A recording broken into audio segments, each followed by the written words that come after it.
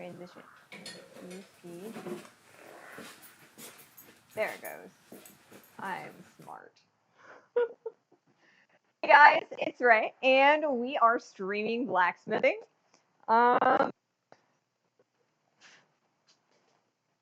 It helps when you click on the correct panel to hide when I'm doing my transitions and things. So yeah, I hit the transition button and it didn't transition. So, well. Welcome everyone. Um, Today is, I believe, Wednesday. I have posted a new video up on the YouTube. I have a link to it on the Facebook. So I'm pretty excited about this one. I think it's probably the I've done so far in my career as a content creator. I even have to step up. All right. So I am going to start up the forge, and then we'll start discussing what's going on while we're heating up the metal. So let's do that.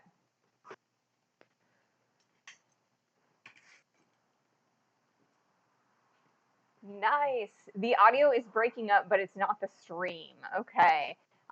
That might have something to do with things. I don't know. I wonder if I don't have my thingy thing in here all the way. If I do that, maybe that'll help. Press that in really nice. Press that in really nice. Okay. So hopefully that helps. If not, I don't know. I think probably my my microphone is getting a little bit weird lately. So I hope that it works. Hopefully. All right, let's see here. There is an ad starting soon. Could be noise canceling when I move around. I mean, it could be, it's on my apron instead of on my shirt today. So I don't know, maybe if I take it off the apron and stick it higher on my shirt, if I can like actually reach it. Hopefully that'll work. I don't know. I try. Welcome in the Lexus Project. Hello. We are just about ready to start up the forge. We have an ad incoming, and so I am going to wait until that ad is completed before I start the forge because it's got an exciting boom.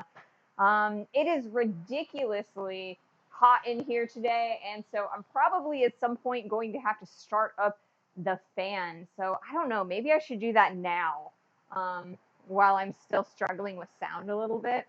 This might make things a little bit more interesting with the sound canceling, but hopefully everything works out. But I don't think that I can get away with no fan today. I've been trying to, but yeah. So yeah, I've got the sound canceling on, and theoretically it should work pretty well. It's been working pretty well. And that actually works beautifully. I've got the garage door open, and the fan isn't actually pointing directly at the anvil, so we should be able to keep a bunch of heat, or I mean, we should keep heat in the metal. So overall, I think this will work out pretty well, but the heat is actually, or the cool air is swirling around, so that should be good. The audio was improved when the mic was moved to the shirt. Excellent. And it might be because the apron was moving around a little bit too much. So I will keep it on the shirt from now on.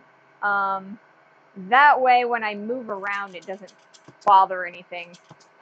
All right, let's start this forge. All right. I got to stand in front of here for a moment. There we go.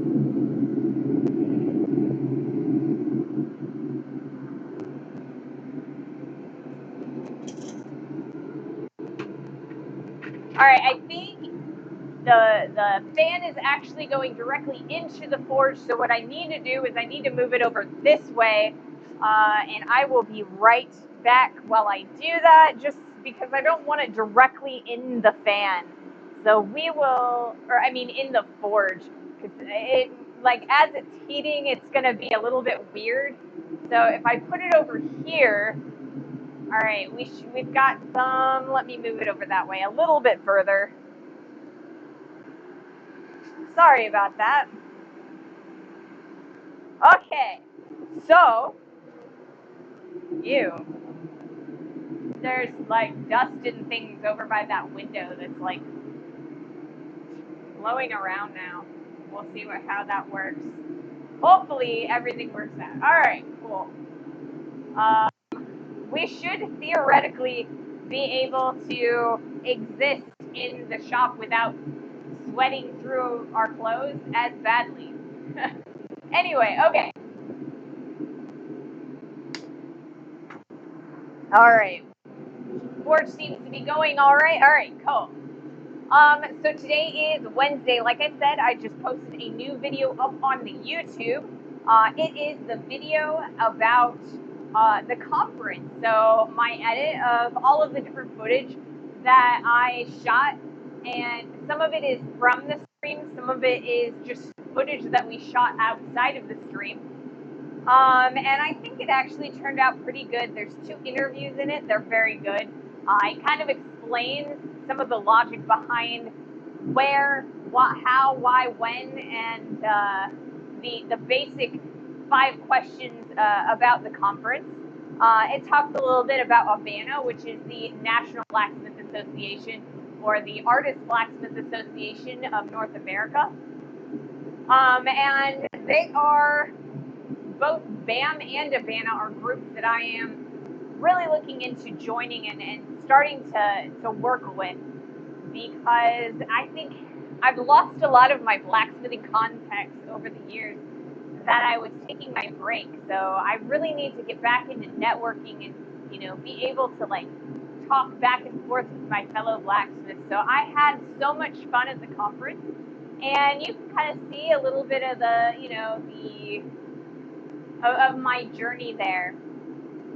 And I'm also really impressed because my partner has a drone license.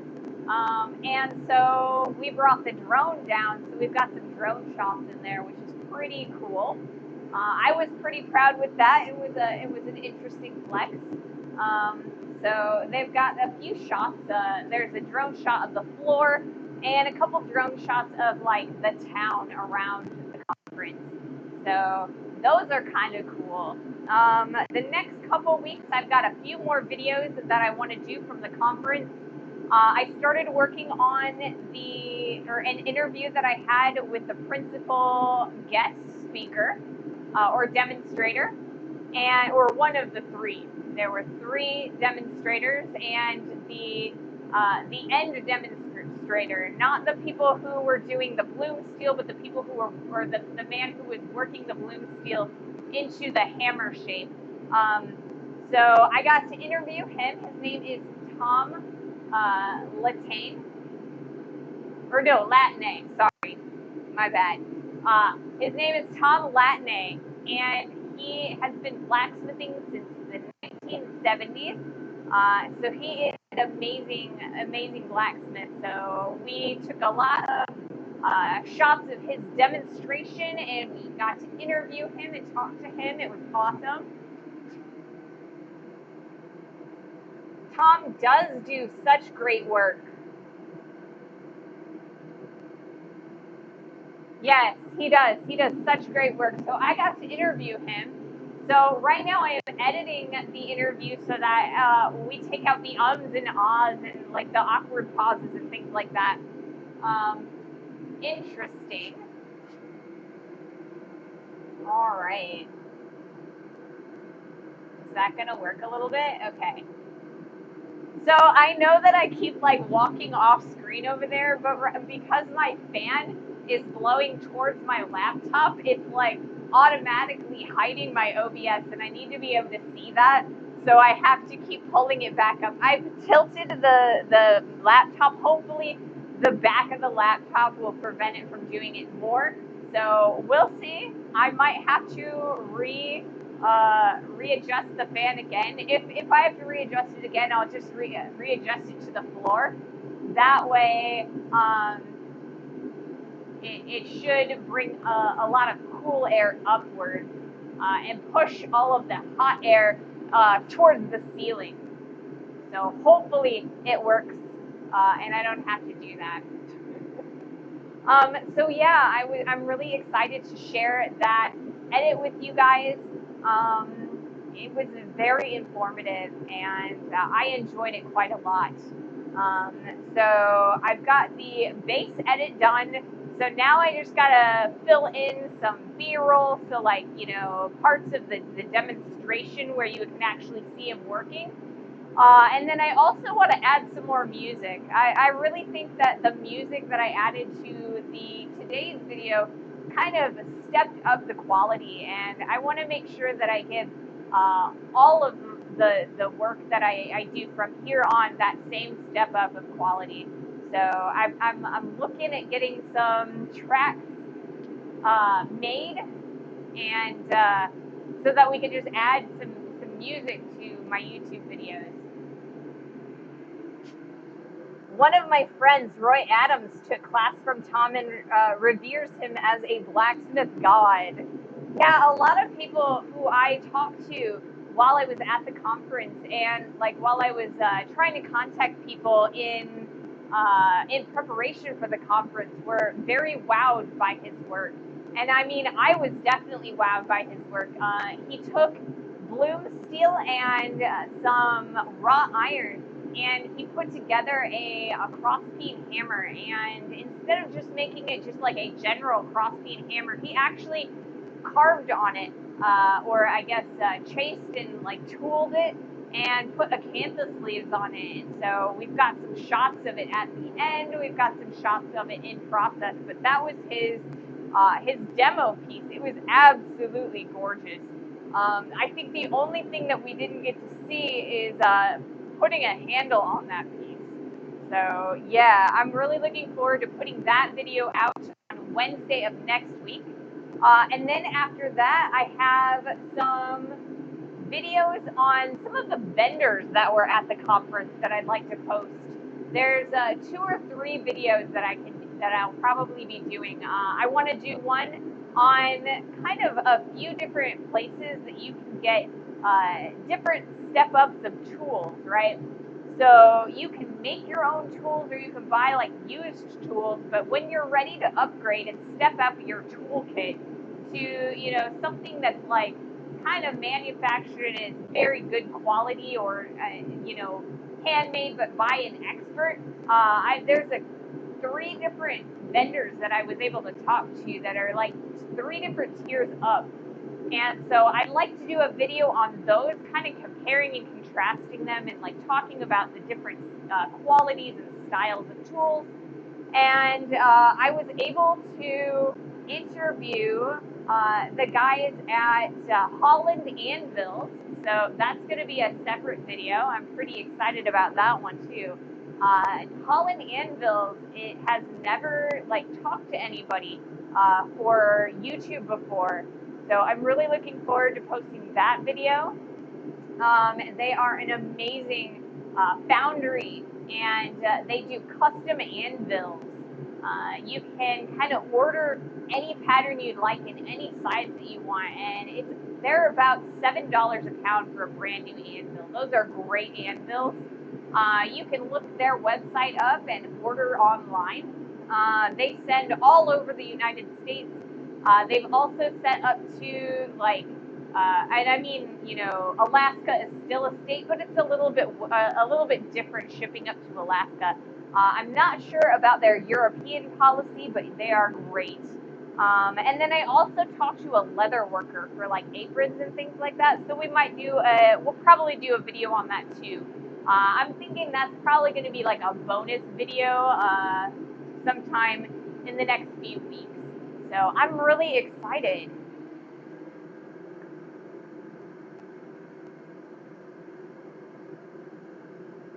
Greg Hagan is cool too. I've got a Holland anvil, 190 pounds. I'm taking it with me to Australia. That is so cool. Whoops, I need to hit that. There is a, let me grab, there's a bot in chat, so I need to ban them real fast. And then we'll get going. But yeah, I'm really, really excited about all of these.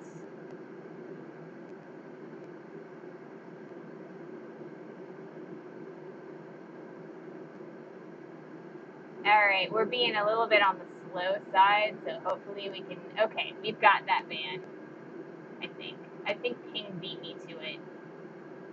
Awesome. Thank you, Ping. So amazing. My laptop doesn't like, doing things very quickly, so yeah. I think it's because I need to update it again, but I'm afraid to update it because they're going to start breaking Windows 10 because they want you to upgrade to Windows 11, and I'm a little bit afraid. This laptop is kind of old. It's like 5 to 6 years old, and I'm afraid that upgrading to Windows 11 is going to break it. So we'll see what happens.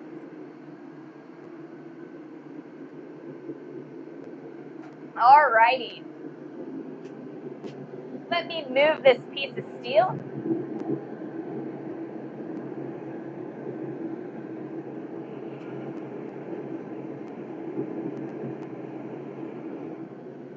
It's not heating quite as fast as I want it to. So if I move it around a little bit into like some of the hotter spots in the forge, or like the ones that heat up a lot quicker, the steel itself will it will heat quicker, I guess. If I could speak today, that would be amazing. So I'm so glad to be out here today. And so I did another speed check on my internet. We were in the 300 bits per second up and download speed. So fingers crossed we get a whole 2.5 to 3 hour stream today. I apologize for Monday, but I mean, I've got a good booklet of screenshots, and I need to take it to my ISP. But I've got to. I don't. My name isn't on the account, so I've got to get my partner to do it for me, and he's really, really busy. So we're gonna make time for it, but I haven't been able to do it just yet. It's really disappointing to get all the stuff all taken care of and out here and get ready to go, and then the internet just is not cooperating. So we're going to get that taken care of, and hopefully today we're all right. Okay. Looks like we've got just enough heat to kind of like start hammering just a little bit. It's not going to move quite as much as I want it to, but it should work well enough. All right. So today we are going to be making, or we are going to continue making those tenons for our H letter. So let's get started. And I think that was the way I wanted to do the picture-in-picture today.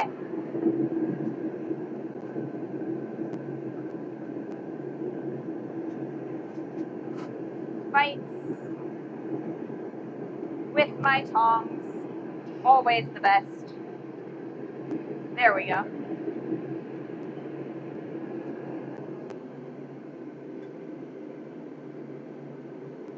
Okay.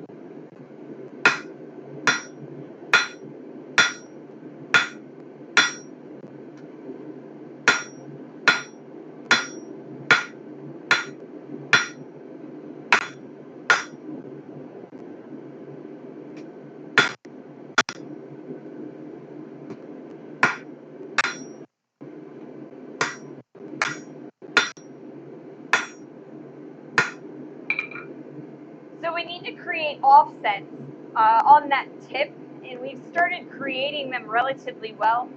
We do need to be a little bit careful that the corners don't pucker in weird directions.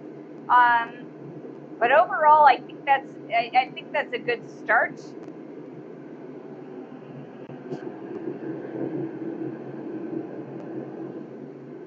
So we'll heat that up some more. Oh yeah, I really want to turn the laptop again, but I turned it this way for a reason, so I need to remember that I turned it for a reason.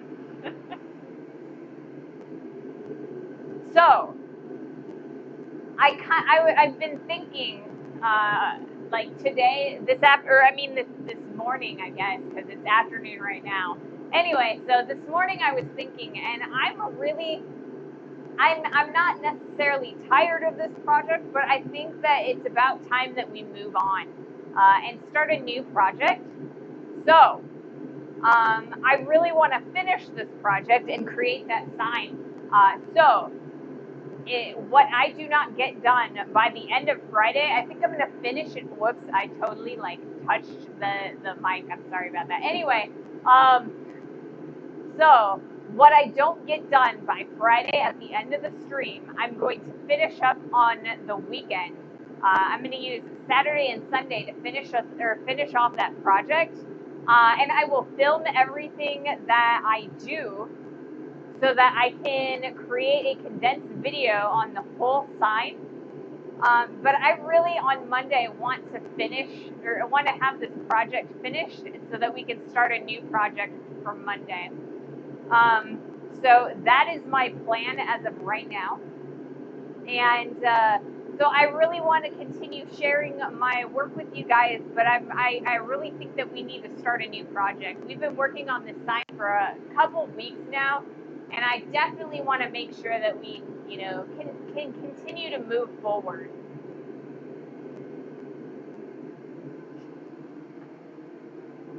There's a lot of projects that I have planned and I have on my list of jobs that I want to get done during the stream. So I think it's about time that we check this one off. So like I said, if I do not finish it on Friday, if there's still some finessing work that I need to do, we will do that, or I will do that on the weekend. I probably won't get to stream on the weekend, but like I said, I will film everything and I will publish a video about the sign project and post that when I'm able to. That way you guys can still see the processes that I have designed for this particular piece. But I can also start moving on and working on our coal forge, because I'm really looking forward to being able to use my coal forge. I want to get on the axe project that I promised you guys last winter. When I first started streaming, you guys were asking about making an axe head, and I really want to get into that, but I can't do that without a coal forge. So we're gonna get this done. All right.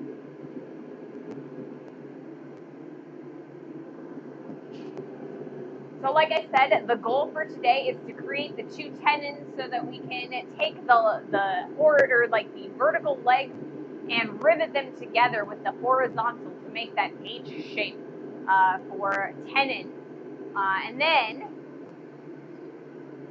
once we get that done, or that's our goal for today. So on Friday, our goal is to finish off the Y and remake that T. So these are the uprights that I've made for our H project, and we are going to rivet them together. Each project for the sign has been fresh and new, so as a viewer, it's been great, though I understand your desire to move on. Yeah, and I mean, I kind of did design each letter as a different project, but I feel like I keep saying that I'm gonna keep, or that I'm gonna finish the letter that I'm working on, and then for whatever reason, it just never ends. And so I don't know, like I designed each project to be completed in one stream, and it's taken like 3 streams for most of them. And I think that's kind of the thing that's like getting to me, is that it's been about triple the amount of time that I had originally planned for this project. So I'm glad that I'm still entertaining. So yeah, it's been one of those times where it's like everything that could go wrong has gone wrong lately. Where I've been ill. You know, the internet's been all over the place. You know, I have messed up a few things, and I mean, I'm not opposed to messing up things on stream. It's inevitable. It's gonna happen, and it's kind of one of those things where when you mess up, you just have to either start over or make things work, you know, anyway. And I'm not opposed to that. I think it's mostly just the internet issues and my health issues. So I mean, I can't really control either of those either, but you know, it is what it is. Life and pain. My projects always take about 4 times more to complete than I think at first. Same. And I mean, that does happen to me as well. I used to be a lot better at estimating my projects. I could usually estimate a project within 1 or 2 days, and these were like 2-week projects of like pieces of furniture. But since I got sick, I kind of feel like my illness is a little bit on the unpredictable side. So, you know, I think that it's going to take me 5 days to do something, and then it turns out that it takes like a month or, you know, 6 months, depending on like, you know, what I'm up to and how my health is. The first project that I tried to do when I wanted to come back out to the shop was a couple pieces of furniture. They were 2 um, coffee tables, like a coffee table and an end table set. And I had planned for it to take a month, right?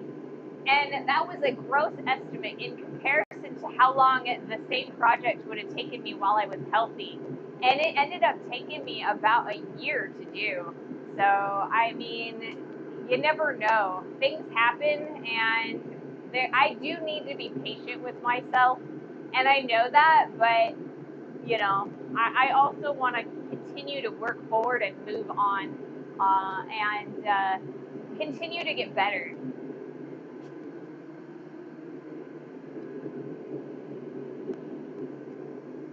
You know, I actually have those coffee tables in here.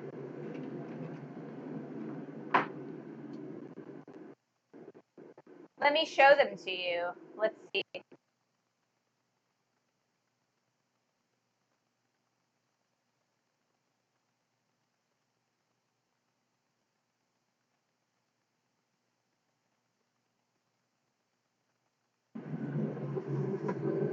This is my end table. So basically, these are squares of angle iron that I welded together. And then this is red heartwood. So this is the end table for the matching set that I made. So I'm not amazingly good with woodworking, and the problem with this is that um, the feet they're kind of rickety and they rock because the wooden top warped. So I was unhappy with these, and I could not sell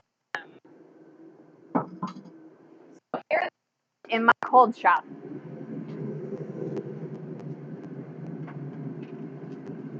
But I think they're gorgeous. They don't function properly. I can't sell them. They're not up to my standards, but they are gorgeous. I do well with small, quick projects, and I love making hammers, but it easily takes me 2 years to finish a pointy, stabby too. Yeah. Hey, Bluesy, welcome in. If they rock, turn them until they no longer rock. Yeah, I mean, theoretically that would work. Unfortunately, and I mean, if I were like, I could drill holes into the bottom of those legs, and then screw in little adjustable feet. And I have done that in the past, but the problem is that the boards themselves have warped. So even if I were to level them so they don't rock, the table, the surface isn't level or straight. So you know that test where you have a marble and you stick it on your table, and if it rolls, then it's not level. So that's the issue there. I can't sell it because it's not quite at my standard. True. Yeah. So they're in there for the moment. Eventually, I will move them into the house, and they will get use in my own house. And my partner says that I should do that, or that we should move them in the house so that I can kind of internalize how I would change my process to make it better. And I think that's a great idea. It's kind of like, reassessing how I approach things and how I go about making them. Any way that I can change it, critique the process, critique the piece itself. So it's a good thing to do. I don't want them to like just sit in my cold shop for forever. All right, so we are going to do another heat. Okay.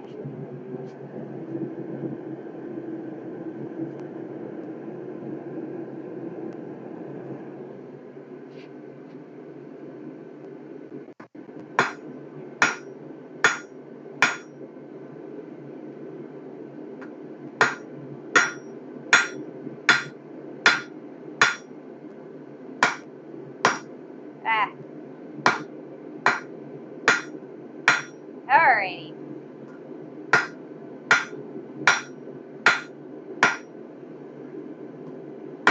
It is so warm today. I may have to turn that fan just so that it's on me. All right. So we've got a nice shelf going on all four corners. But if they're not even right now. I don't really want to squish that too much because if I compare the two, the hole that I need to put this in and the piece itself, I don't actually want to change that, it's about the right size. I do need to take the corners off, but what I really need to do is make sure that I make these even so that the tenon sits into the hole, the leg properly. So that's going to be the next thing. We're not trying to forge it down. We're just trying to clean up the edges, I think.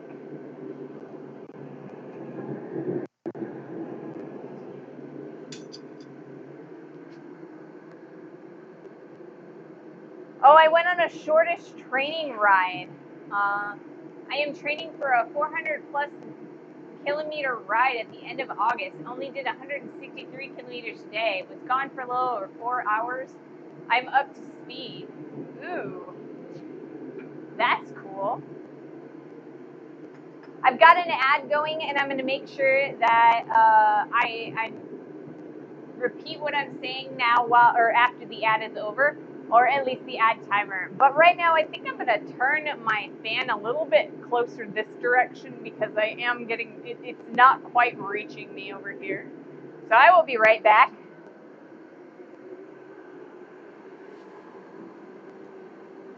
All right, maybe if I move like that, hopefully, then I can come over here, and yeah, I should be able to feel the fan now.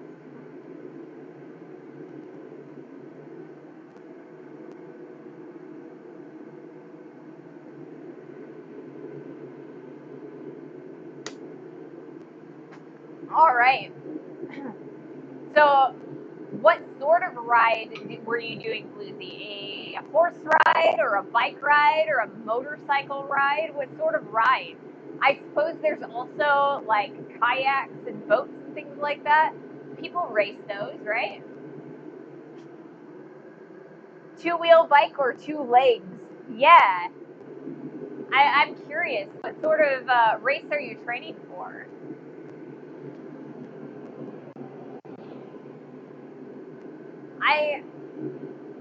I've never been amazingly good with bicycles. I've done a lot of walking, but never like training for like a race or anything like that. But I do respect people who do. What you need to do is heat the legs so the hole gets bigger and just jam the cross piece in it. When they cool, you will never get them apart without serious work, and that is totally the case. But I want them to be a little bit a three-wheel trike. Okay. Yeah, I just want them to be a rounded like the drift was. So eventually, I'll take those corners off. Um, so a three-wheel trike, is that like a motored one or is that like a bicycle one? Because I've seen both motored and bicycle ones. In the United States, we have like motorcycle-ish trikes where there are two types of them. There are the style that have two wheels in the front and then one wheel in the back. And then we also have three-wheel trikes that have one wheel in the front and two in the back. So a human-powered one. Interesting. So yeah, I've totally seen those bikes. They're like that you almost get to like is it one that you where you almost get to lean backwards as you're pedaling it? Because I've seen those before too, where I guess they have a special name. I don't know what they're called. I have one with two wheels in the front. Hey, Mahalo, welcome in. Welcome, welcome. We're just getting started. You haven't missed much. It looks like Bluesy has started training for a bicycle race. Honestly, that is a really long ride. A recumbent tadpole trike. Yes, that's what they're called, recumbent bikes.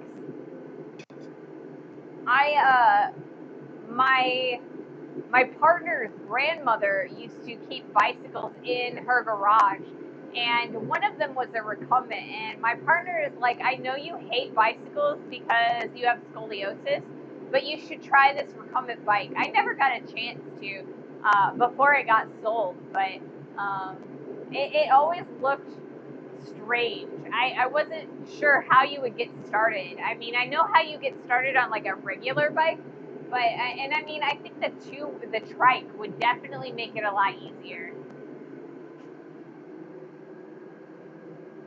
Not a race, a little sponsored ride. Oh, okay. That is still a really long ride, though. It is fantastic. I mean, I feel like that would be a lot more comfortable than a regular bicycle, regardless of whether it had two or three wheels. Let's do another heat. Okay, I did the thing. It's right. I did it.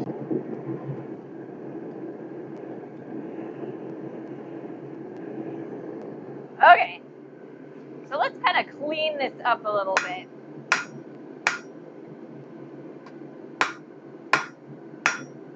So I'm really focusing on those corners, or I mean the offsets. Kind of trying to drive that home and clean it up a little bit. So I've got this off on at an angle a little bit.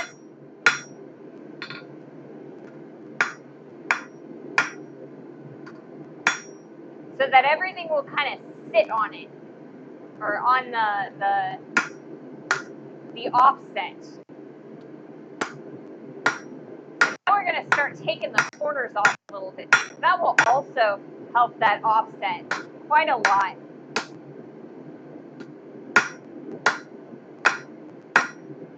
And we need to be really careful that we don't pucker out the corners at the top like that.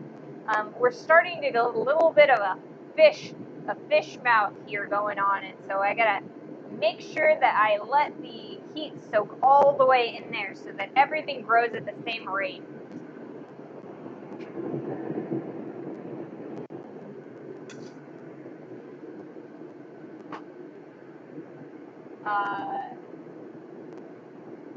Yeah, but it's made to do long trips. And well, I do the ride for charity. I used to have a volumobile, but I am getting a day older, and it is becoming harder for me to get out of the motomobile or the motorbike. Yeah, I mean that makes sense. I have seen a lot of elders using the recumbent bikes, and it's a lot easier on stamina and hips and knees and things like that. So that honestly, it sounds like a lot of fun. I mean, it does sound like a really long haul, but I mean, starting now to train, that's probably a good thing, you know?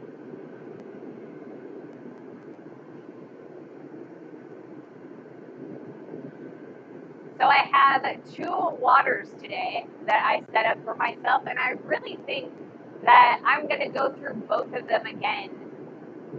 It is a little bit cooler now that I have the fan facing me, but it's still very warm today. Yeah, you were the lazy boy. I mean, it's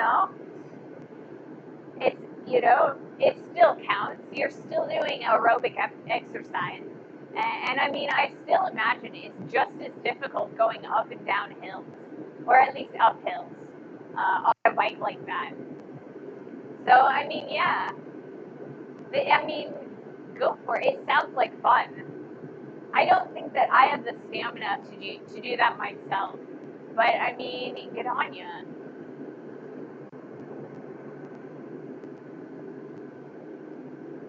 I feel like I put all of my stamina here in the forge.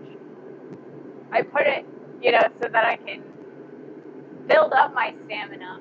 I really like tiring myself out and exhausting myself because the more I do that, the stronger I can get. And I'm getting to the point where I can come out here and be out here for like 4.5 hours.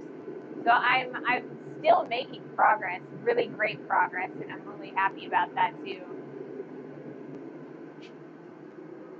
Uphill is worse, but going downhill, fantastic. I mean, I do. I feel like going uphill would be worse because I mean, instead of giving, you know, uh, putting that center of gravity over that, over your pedals, you're kind of dragging yourself along. It almost, or I would imagine anyway. So I mean, there's a lot of like physics and engineering involved with those bikes.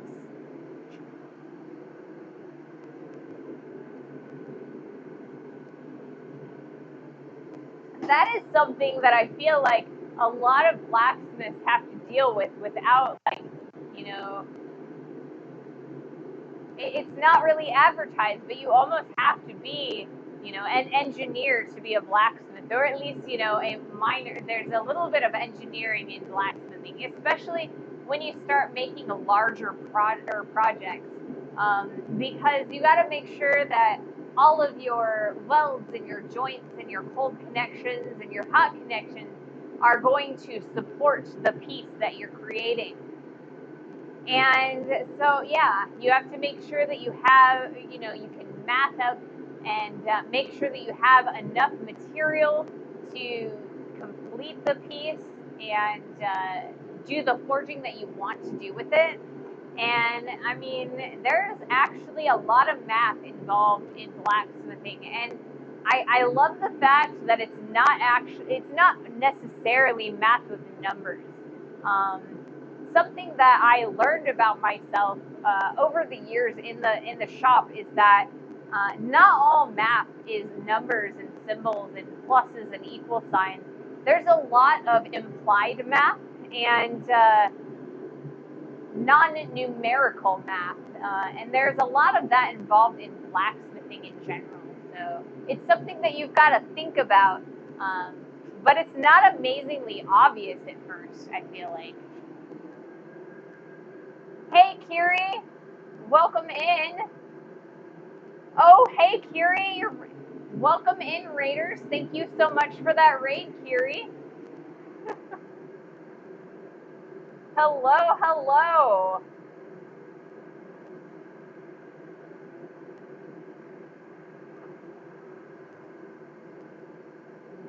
Let's see if I can type today.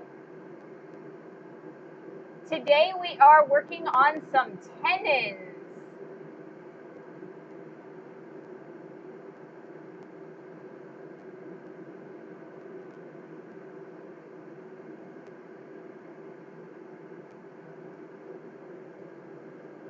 So tenons are very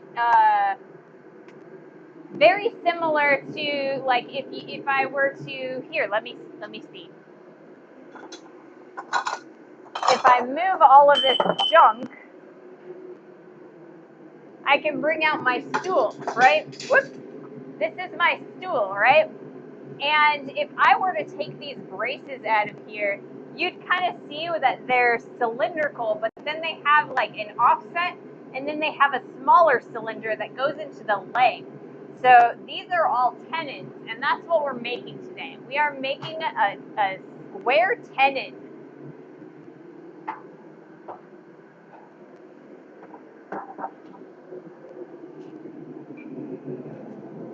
So we are working on the first side of that tenon today. Ooh, interesting. Yeah. So we've got these two guys here. These are legs, and we've used a drift, which looks like this. So basically, what this does is it starts a hole with a slit instead of creating a hole with like a hole puncher. So it's like kind of like a button, right? So when you button your shirt, it starts out with that slit, but then that buttonhole expands into a round hole that you can get your button through. So that's what we've done with these guys. We've shoved this entire tenon all the way through these holes, and that's the flat one. So yeah, this tenon, when they're hot, it goes all the way through these holes. And so now we are going to affix that tenon in between these two to make an H shape.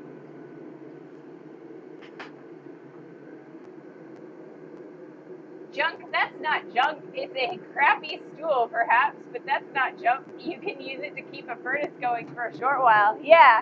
I wasn't actually talking about the stool itself. I mean, because the stool is incredibly convenient, and I was using it as a table. So the stuff on the stool was the junk I was trying to move. So it has like it had a whole bunch of, like, what was on it? Scrap material, and it is technically junk because it is still scrap material. It won't be junk forever because I will be making things out of it, but for the meantime, it is junk, I guess. I see, yeah. So welcome in, Raiders. I'm Ray, and I am a blacksmith. I like to share the joys of blacksmithing with the Twitch community. So thank you so much for joining us. Alrighty. Let's see. Okay. My piece is hot enough now, so I'm gonna do what I call a heat. So basically, the material is all nice and hot, so I need to keep it really, really hot so that the metal moves a lot quicker. It's kind of like when Kiri does like a lot of like hammering. Sometimes it'll get that metal will start to get hard, and you've got to anneal that metal. So I am pre-annealing my metal, I guess.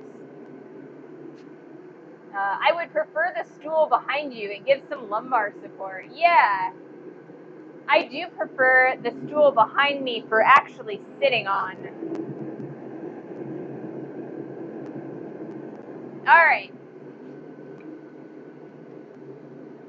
So right now what I am doing is I am taking the corners off of this. When I hammer a piece of stock, I always hammer it into a square shape, and the reason I do that is because it's a lot easier to work with in that square shape. So right now I want to turn this square shaped tenon into a round shaped tenon so that it'll go through the hole. like so, right? So it looks like it's actually going all the way through there, and that is exactly what I want to see. Now, unfortunately, it isn't quite all the way through or as far through as I want, right? So we've got a little bit of a sticking point right there. So we're going to have to shrink that material in and bring that in a little bit so that it goes further through there. We need to keep enough material so that we can create a rivet out of that end right there. And we'll need enough material to create a nice head.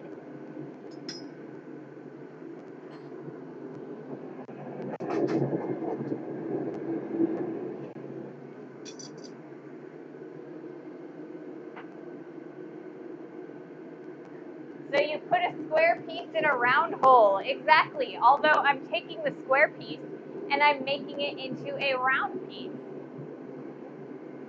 So yeah, it's working pretty well. So once I have completed that piece, and so that the leg will sit all the way in there securely, and I have enough material sticking out on the other end, I will start working on the other side.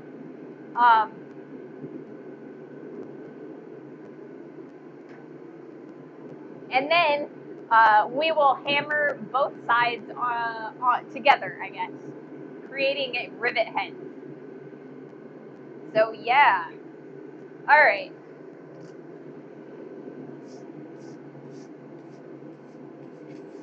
So right now what I am doing is brushing the scale off of my anvil face.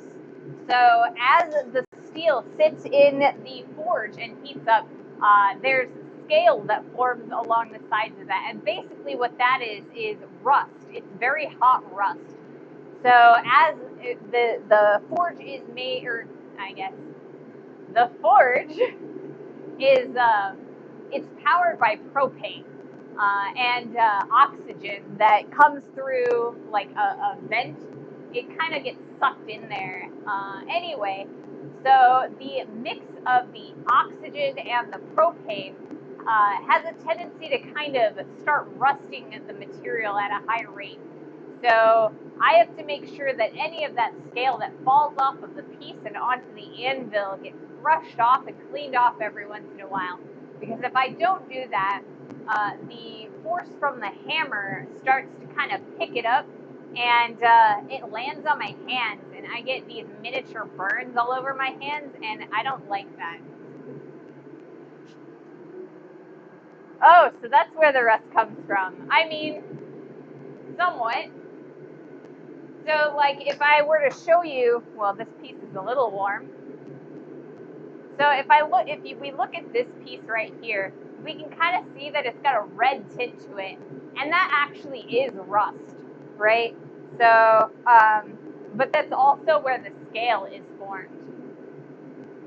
So yeah, before or I guess once I'm done with this, I need to run it with a steel brush. That way we can get all that rust and that red off of here and make it nice and pretty and kind of shiny. Evening all. Hey Fenris, welcome in. Welcome to the stream. Trixie Stars, thank you so much for following. Well, isn't that what heating metal does? Oxidize the metal. So basically rusting. I mean, that is one thing that happens when you heat metal. I mean, ideally, if you had a perfect ratio of heat, you know, a perfect heat and not like, a flame heat, you would only be exciting the molecules within the steel itself. And then in theory, it would not rust because you'd have that perfect mixture of heat without the oxygen, and the oxygen is that is the catalyst for the oxidation and the rust.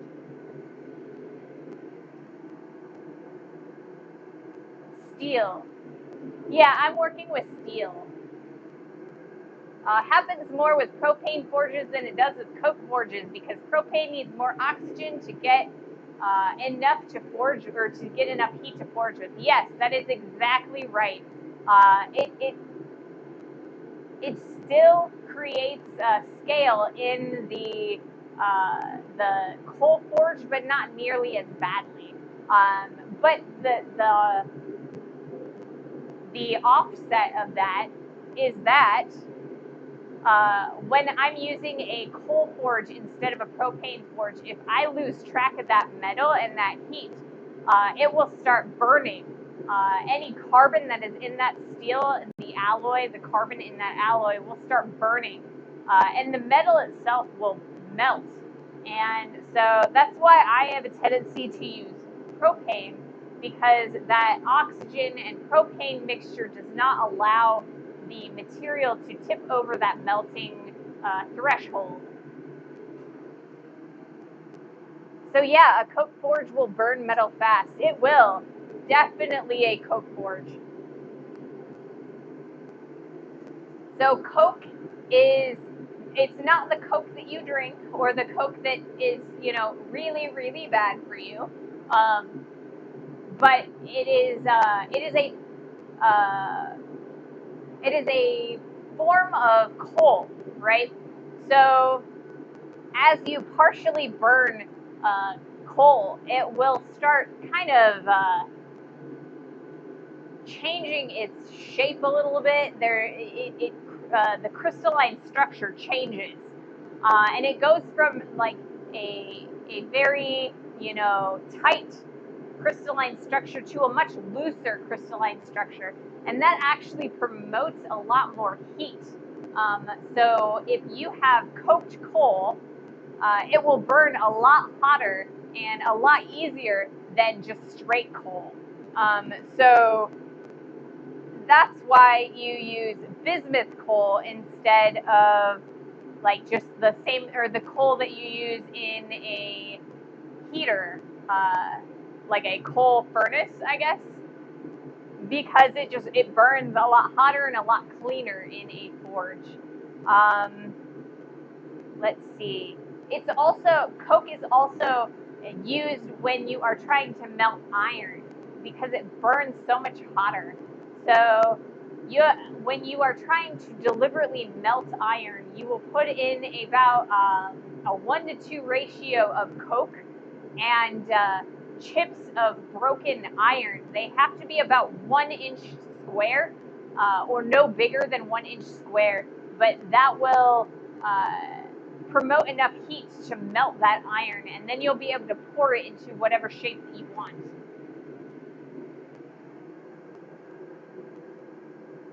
Well, yeah, but the problem is that there's no abundance of oxygen in the air. No, 0.001% of oxygen is poisonous, but we need, 30%? Yeah. I use cokes to heat the house. I got a Game Coke burner and built propane forge, and absolutely will melt steel, and it's whisper quiet while tuning my work into puddles if I'm not paying attention. However, I constantly burn my steel in the coal forge when streaming. I get distracted by chat. I also get distracted by chat. I have to be really careful when I'm doing demos, especially the demos that I do when I'm reenacting, because my metal burns in the forge really easily. So that's why I use this forge. It's kind of a dirty forge, if I'm being completely honest.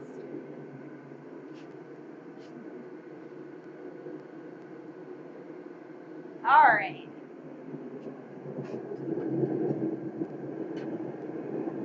Let's do another heat. And so hot. So we are focusing on this back edge here, kind of trying to clean that up so that the piece will go all the way through that hole. So I'm kind of hammering at a backwards angle so that I am not hammering directly on that end. But while doing this, I have to be really careful and precise with my hammer blows, because if I miss, I'll mess everything up and it'll be really nasty. All right, let's try this again. This one. All right, look at that. That is gorgeous. That'll work beautifully. I'm really happy with that. That is plenty of material to create a nice head on there. So what we're gonna do next is we're gonna flip this around and heat up this end so that we can create another tenon on that side.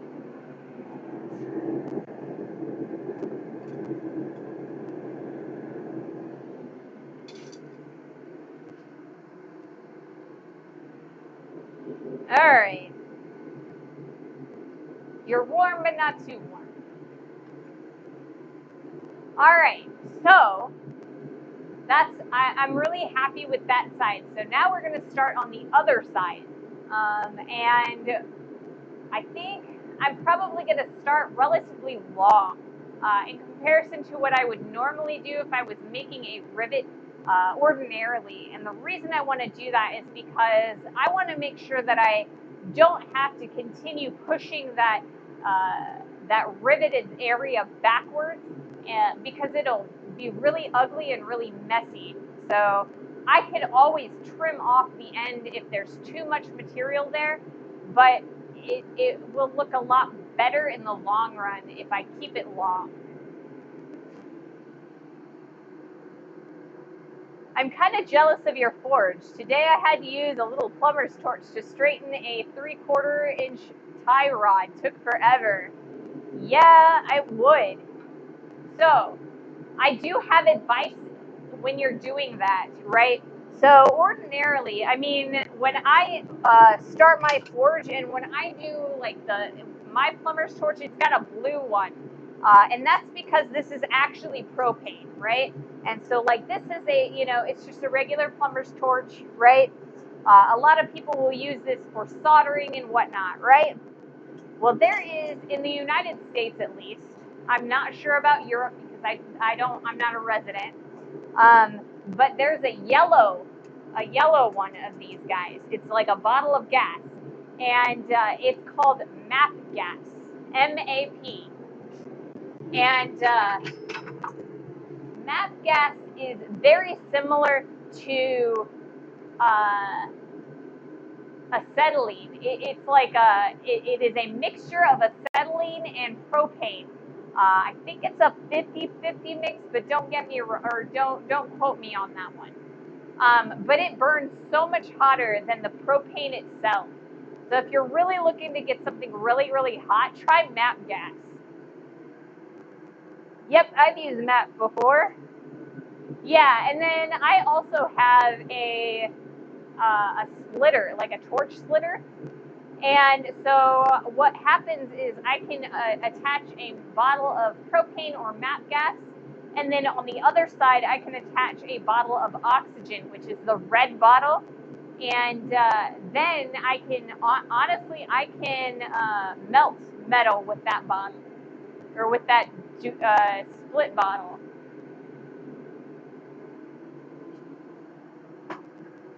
But you're right, MAP is hotter. Or I'm too cheap to keep buying those little bottles. Yeah.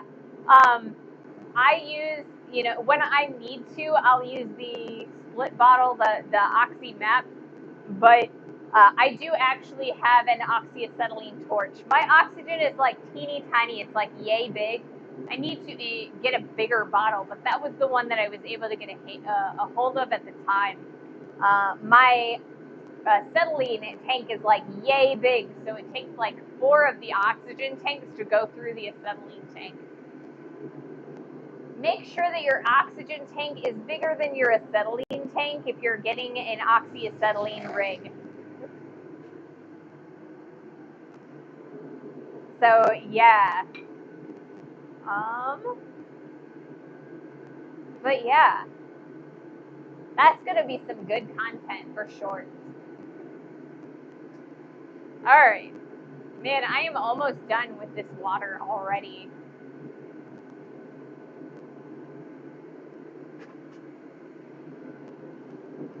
Let's see. Okay, so the steel is pretty hot now, so I should be able to start the other side of that tenon. So let's do that.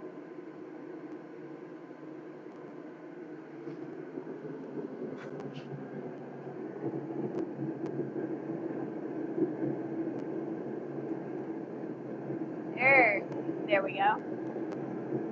Maybe if I'm not struggling with this, it would be beautiful if I wasn't struggling. Okay, so we're gonna keep this a little bit on the long side.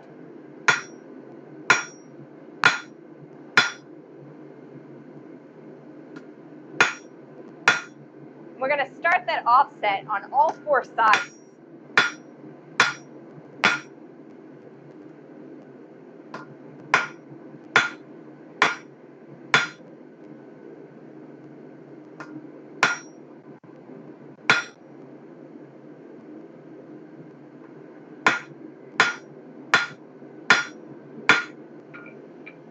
So we're starting to see that offset forming. The end, it's a little bit cold, so I'm gonna have to restart that one. We've got a little bit of a movement right there, but not enough. So we'll heat that back up.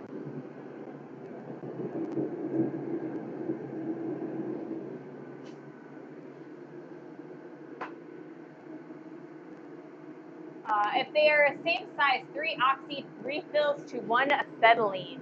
See, I have a tendency, I think I'm probably running ridiculously hot on my oxy map gas. Let's see if these will be better.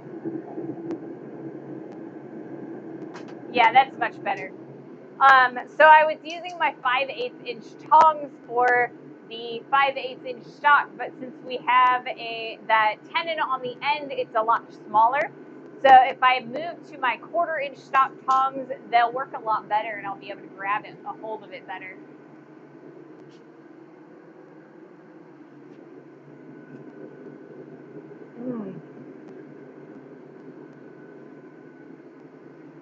Well, that one's empty.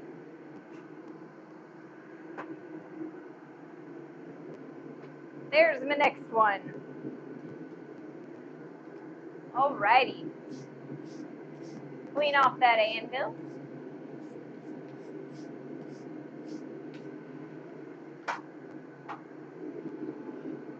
Alright, so let's see, what else is going on? Lots of stuff is going on.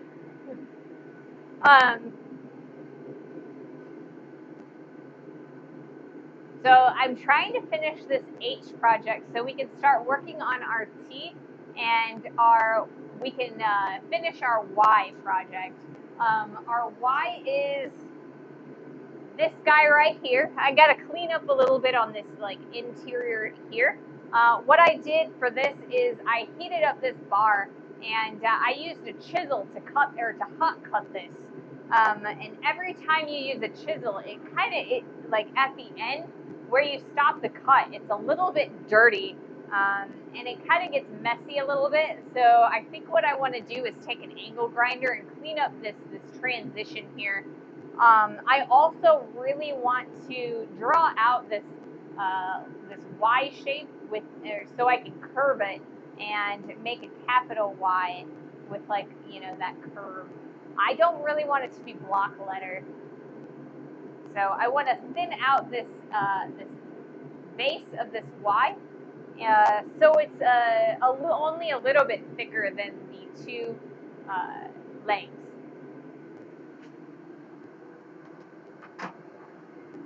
And then we're going to take this piece of steel right here and we're going to turn it into a split cross. Now this is a split cross, and what I did was I cut vertically in half, like a hot dog style. I always say it's hot dog style.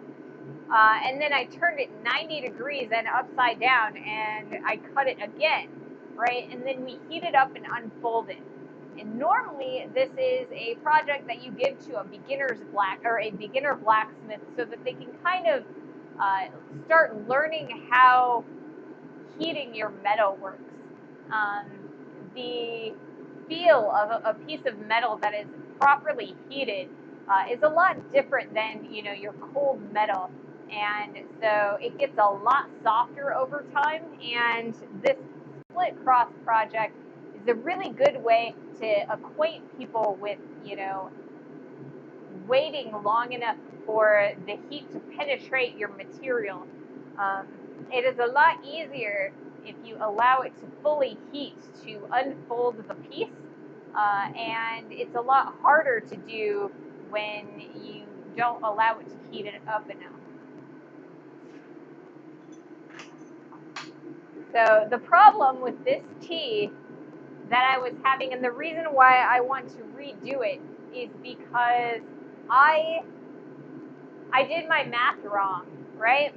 For whatever reason, I thought that if I unfolded it, I only needed to make the piece half of the height that I wanted it to end up at. But I only unfolded it in half. So half of half, when you unfold it, makes the same size as the whole. So it's a little bit short for what I wanted to do. If I put it up here like so, it's really short. And I want them all to be a similar height.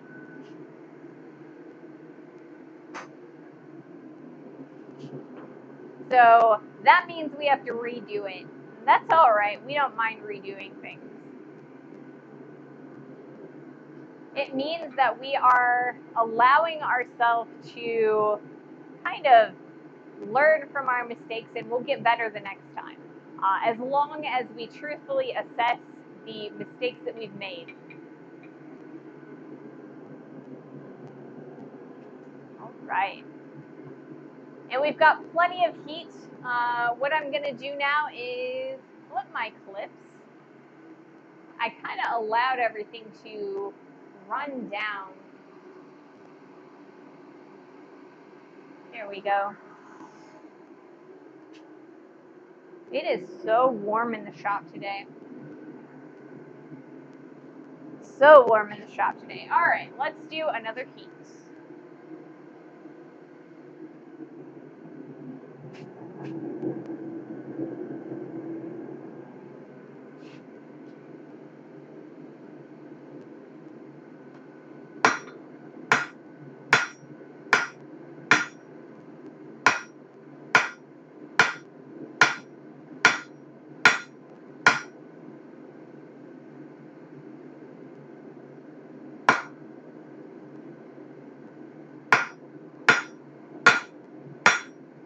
We want to make sure that we keep that offset in mind as we are doing these so that we don't make lots and lots of shells.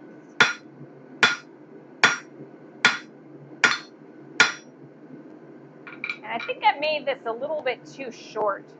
So the very thing that I was trying to avoid has happened. So I need to correct that for the next heat.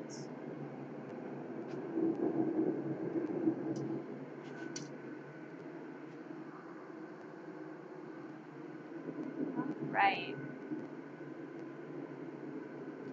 Man, sweating.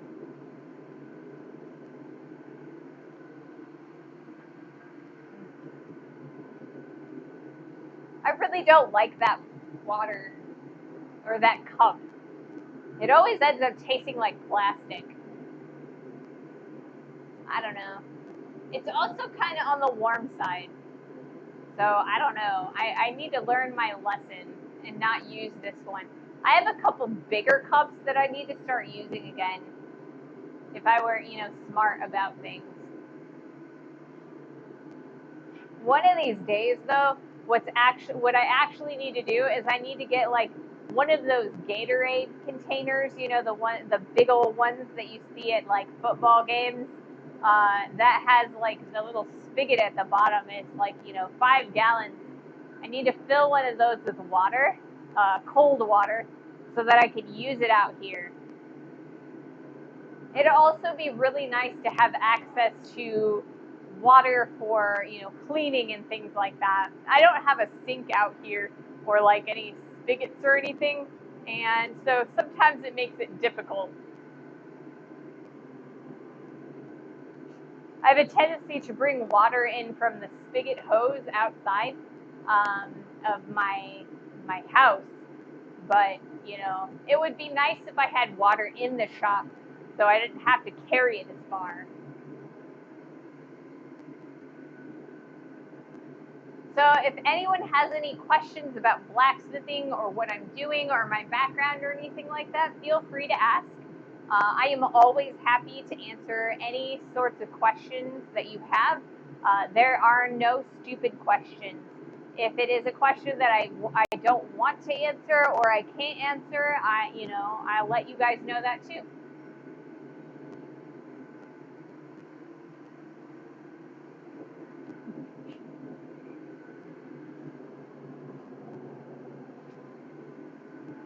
But yeah, thank you guys so much for joining me today. I have a lot of fun out here in my shop. And sometimes we have a lot of fun outside of my shop.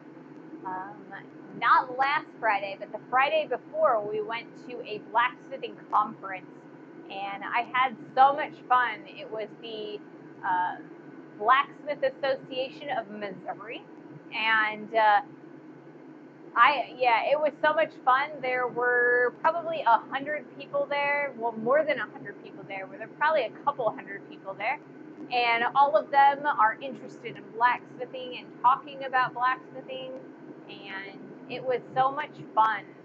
So you can check out those VODs on my, on my Twitch. Also, I post all of my VODs on YouTube, so you can look back and find previous VODs that have disappeared off of the Twitch site.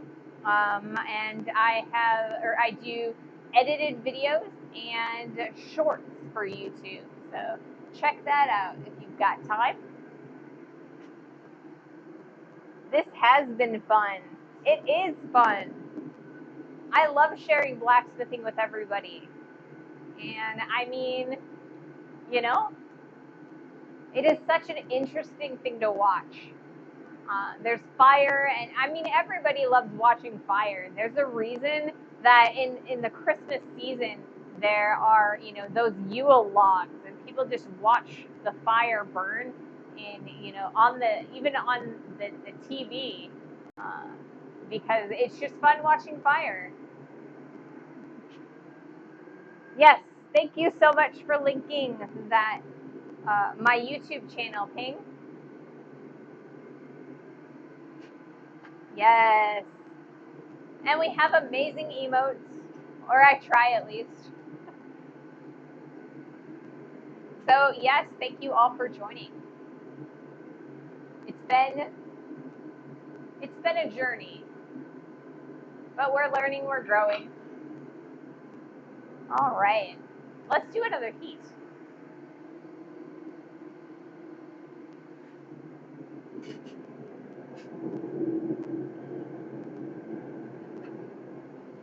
Everything is so warm here.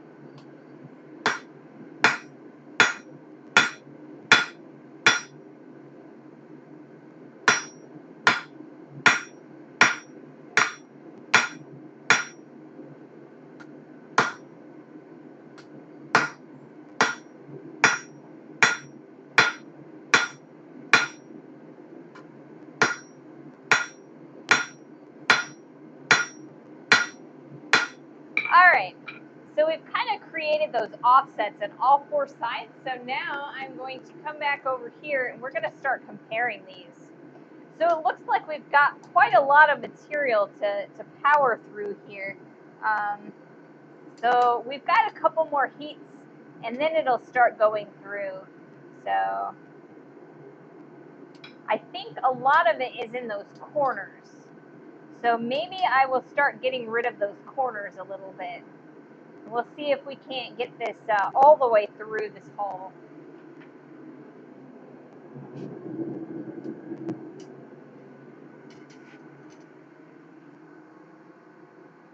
Your anvil, or is your anvil an MH armage mouse hole? The missing top plate indicates as much. I don't know many others that use 2 top plates instead of 1. And then Bluesy says, Ray, I'm going to tell you a secret. You are in a blacksmith shop. Everything you are going to touch is hotter than every surface of the sun. Exactly, Bluesy. Okay, so my anvil is actually a hay button anvil. And I know that because it says hey button on this side over here. It's 127 pounds. And I see a lot of hay buttons that have a missing top plate like this. But yes, this is a broken anvil. The top plate should extend from here all the way to here. And I purchased it thinking that it was a nifty different pattern of the anvil. And I got it home, and when I started really examining it, I noticed that there are telltale signs of a broken top plate. There are several like holes in my top plate where it just lifted off of there and took some of the wrought iron with it, and you can kind of see like the broken pattern in the edge of the top plate. Now, honestly, I think that having a broken top plate is actually relatively convenient. And there is a part of me that wishes that there was a patterned anvil like this, like an officially patterned anvil. And I have honestly considered taking this pattern to Holland Anvil and seeing what they have to say about it. However, if I were to go and buy another anvil, I don't know that I would buy this one.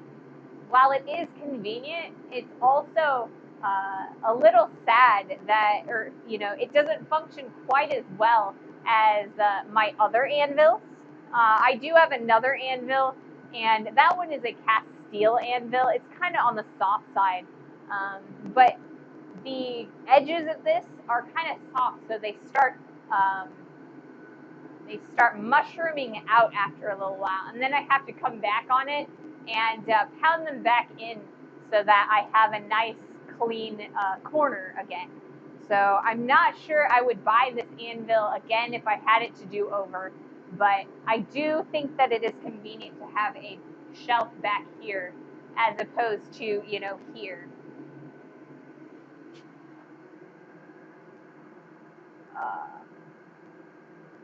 I didn't know the hay buttons used a double. Yep. I have two 167-pound mouse hole, that has a notch where the two plates meet right about the same area as your plates meet. Yeah. So I've actually seen a few of these hay buttons with a redone plate, and they look absolutely gorgeous. Originally, I believe this was a solid plate. But like I said, I don't think that I've ever actually seen a hay button anvil like this one, solid, like with its original plate. So, I mean, I couldn't tell you if it is within two plates or if it was a solid plate, in all honesty. Um, but I mean, like I said, I find it a little bit convenient, but I do enjoy the fact that my other anvil has a little bit more bounce to it. It also has much sharper corners on it, but I can only really have one in this spot, and the stand for this anvil is a lot more convenient for the stream than the stand for my other anvil. So my other anvil lives outside under a tarp. But yeah, they are both 127 pounders. The one outside is a Harbor Freight one. In the early 90s, Harbor Freight actually had, you could actually buy anvils that were like cast steel anvils at the location. And they don't do that anymore. They have like these tiny little things. Where is mine? Oh, it's in the other room. But they have like these little jeweler's anvils that they do nowadays. But they used to do full-size ones. It's also a good conversation piece. It definitely is. It starts a lot of conversations. And a lot of people really, they always ask me about it. They ask if it's convenient. And like I said, it really is. I enjoy doing leaves on this anvil because when I'm trying to kind of create movement in those leaves and give them a more lifelike like look to them, I can use this like little edge. It's very convenient, and it makes it a lot easier for me than using, a piece of burned out wood or a swage block. So I really like it. I worked for years on a HF55 and then welded a 4140 hardened plate on top after I got the mouse hole and the Holland replaced the Harbor Freight 55 at my second Smithy. Yeah. I mean, the Harbor Freight anvils were really good, or they can be really good for a while. I really feel, oh wait, my anvil's down there. Huh. I feel like they can work for a good long time, but, there's a time where you need to start upgrading because sometimes they just are too small for the work you're trying to do, or they can crack. I've seen that happen before. There's any number of reasons for upgrading, and sometimes you just don't need to. So it's kind of like, as you need to, I guess. So this is my, my daily driver anvil for the moment. My dream anvil is probably a 200-pound Swedish pattern, and I'd probably buy it from Holland because, it's very convenient and they are very reasonable with their prices. And they were really kind and awesome to talk to me. All right, let's do another heat.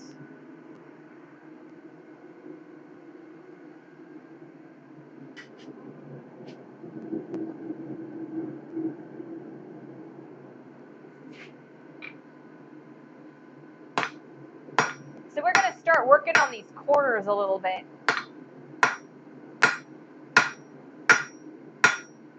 So when we're going from a square to round,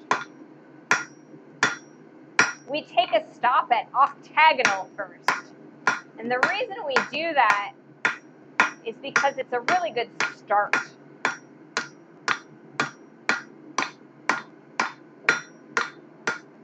Because we want to get rid of all of the corners when we're trying to make a round. And so turning that square into an octagon is a really good first step.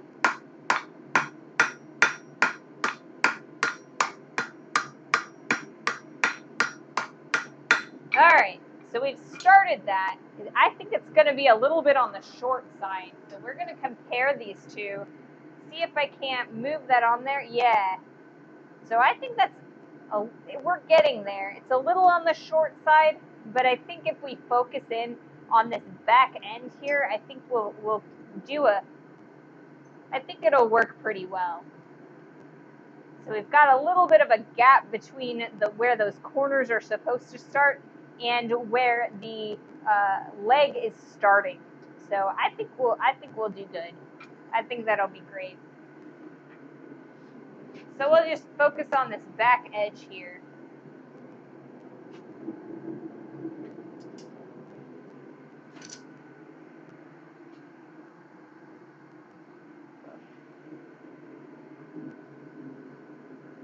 So yeah, we're making some good progress today. Some really good progress. Looks like we've only been streaming for about an hour and a half. So we normally stream for about 2.5 to 3 hours. We'll probably stream for about 2 hours today. And so if we end up getting this tenon completed and finish our H, the next thing that we're going to start doing is we're probably going to start refining that Y shape. Like I said earlier in the stream, my goal is to finish the Smithy part of my Raise Smithy sign by the end of Friday's stream. So what we're going to do is we're going to spend some time drawing out the bottom of this Y so that we can curl it up. And once we're done with that, we will come back and use an angle grinder to clean up the transition between the two legs of this Y. So we'll spend most of our time, or our extra time, working on this Y and trying to get it ready to hang up on the board.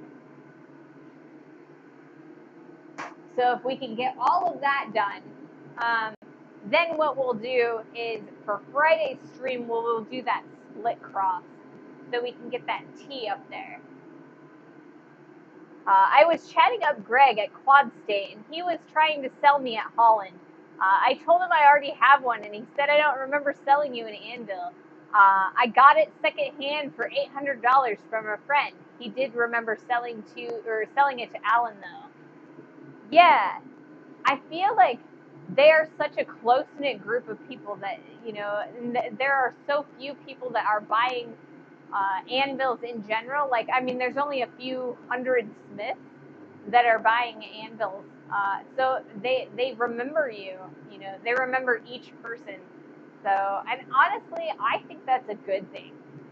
Because then it's like you kind of have that relationship. So if anything happens to that anvil, if there are any problems or anything, you can just go to them and let them know, and they'll take care of it. They are so good with their customer service. So, yeah.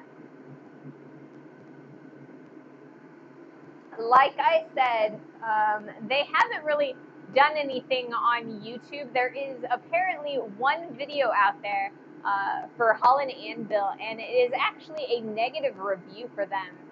And they tried to reach out to the guy who posted that video, and he wouldn't talk to them. So they tried to make it right, but he didn't have any of it. So I'm pretty sure that that's probably where my next anvil is coming from, is Holland.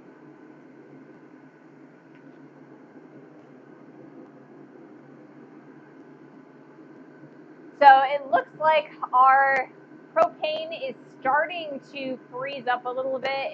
It's getting a little bit slower, or like the burner is pumping out gas a little bit on the slower side. So we probably have a few more heats left, at least one more heat left on this propane tank. And then I have a brand new propane tank, and we will switch that right out. It'll probably take a few extra minutes to do that. So hopefully we can, take care of that really quickly, and it won't impede our progress. So right now we have an ad coming up, so I'm not going to do any heats at the moment. But I will be monitoring the forge. I like to make sure that everybody can watch all of the heats that I do, because I think that's a good reason for you guys to come here. And, it's really fun and interesting to watch that hot metal moving.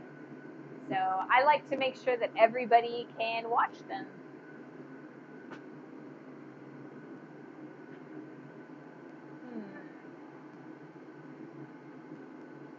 So, yeah.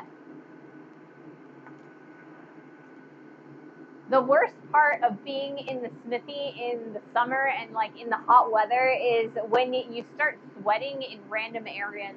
And for whatever reason, my ears have started sweating. So, it's very moist underneath of my headphones. I have a really small ear canal, so the little foamies, they don't fit in my ears. So I use the giant, sound canceling headphones to dampen all of the sound. If I didn't use them, I wouldn't be able to hear myself. So yeah, I try very hard to, keep my hearing. H. Hello, Zalek.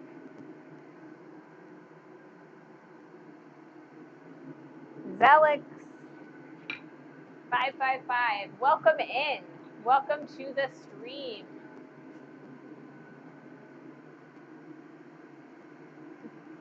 I'd say that's a good choice. People like Brian Brazil swear against H13 as a good steal for an anvil. But I love mine, and I have had no problems in 3 years so far. Yeah, I mean, I was able to like look at them and touch them, and honestly, they had some pieces of they have some drifts that they use underneath of like, or that they make specifically for under presses and under power hammers, and you can kind of look at the tops of them, and you can kind of see the crystalline structure of those drifts, like the casting. And when I look at them, the crystalline structure is incredibly regular. Normally, when you look at a cast piece of metal, you can kind of, if it's not cast well, you can kind of see weird like holes and inclusions in that crystalline structure. And so if you really know what you're looking for, you can kind of gauge how well the casting process went. And it was like that crystalline structure was gorgeous. You know, I love seeing a really tight crystalline structure.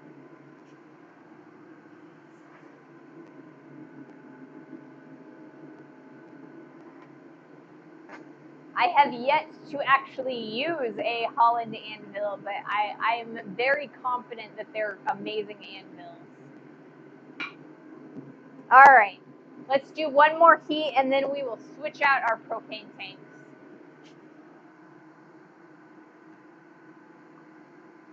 There we go. I did that right this time. Yay! I'm always worried that I'm not going to do that right. Okay, so we are going to focus on this back edge.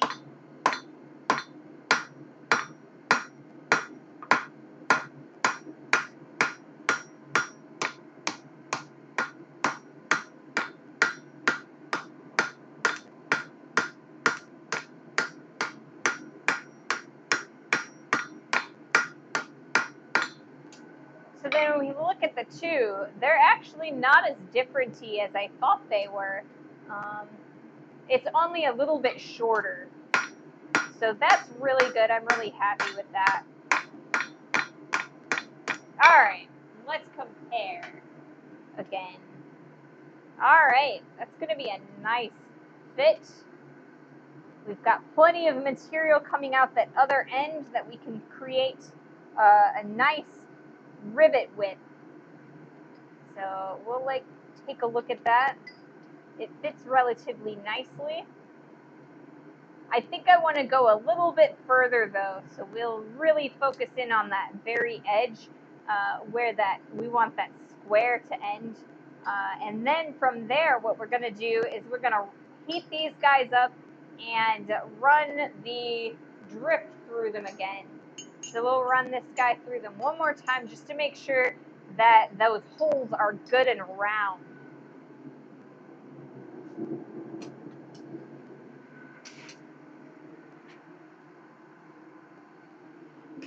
All right, so like I said, I am going to change the propane tank just so that I get a good, consistent, and hot heat.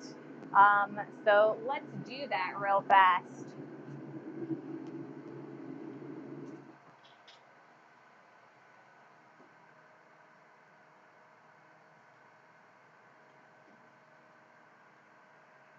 I think I saw a thing. Why not get an induction heater? It will be faster for working on the small. The reason I don't use an induction heater is because I'm not amazingly comfortable with them.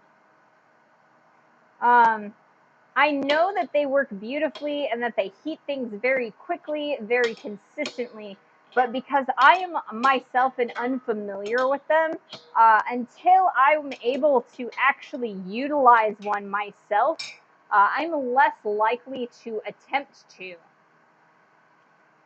And that's really because I think that you should be really really comfortable with the tools that you use for forging.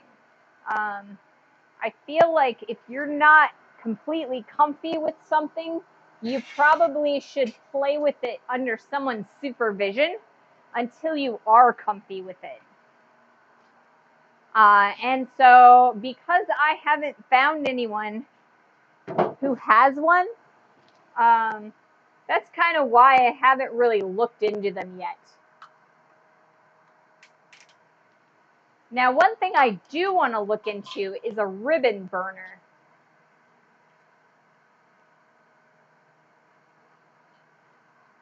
They create a much more consistent heat with less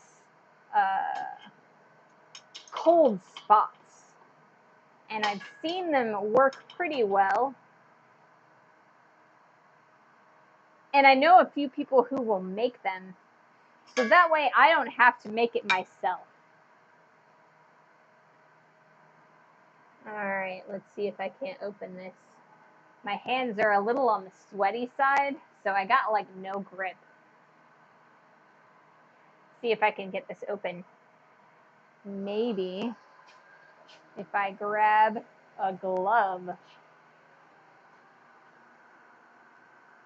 I would love an induction forge, but I would rather save up for a tire hammer first.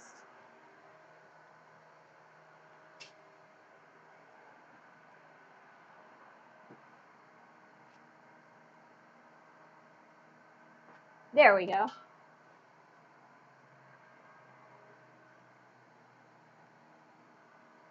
All right, coolly. No leaks, no leaks.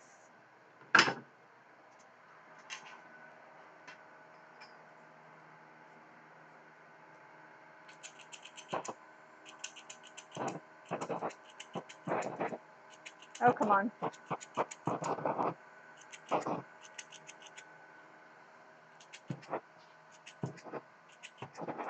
There it goes.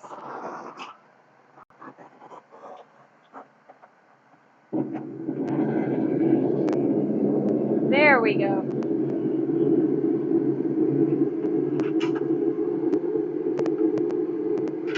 Oh, I lost it there. Okay.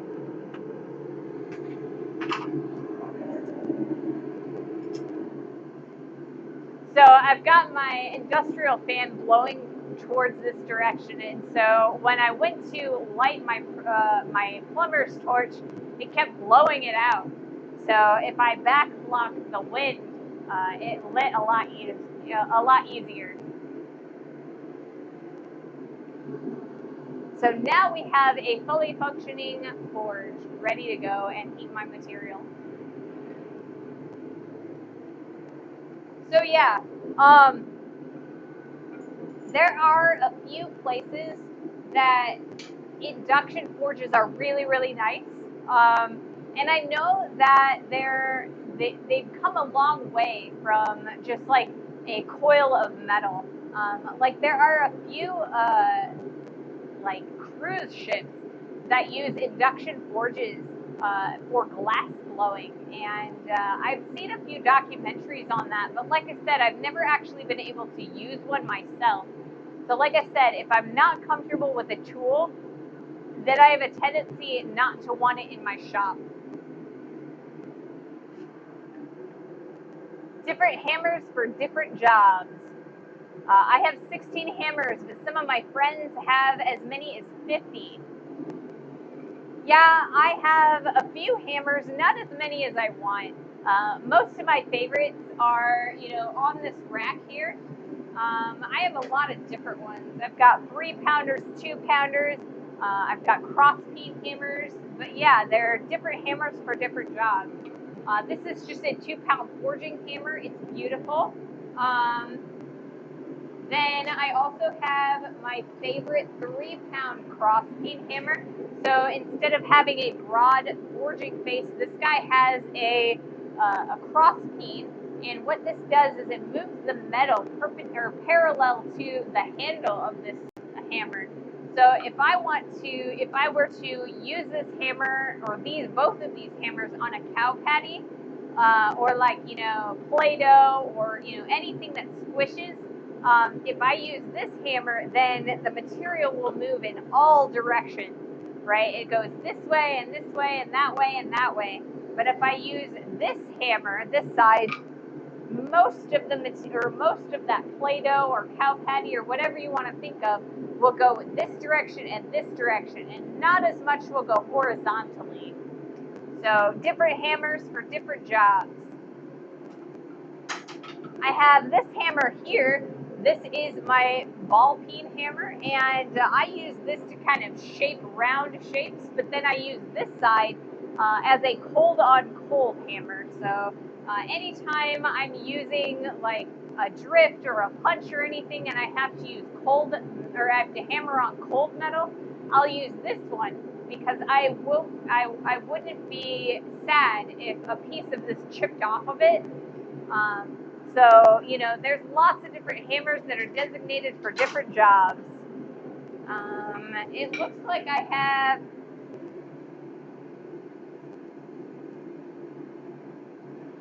13 on that rack. I have 1 there. I have 3 in the house. Lots of hammers. I would sub again to see the cow patty peening test, right?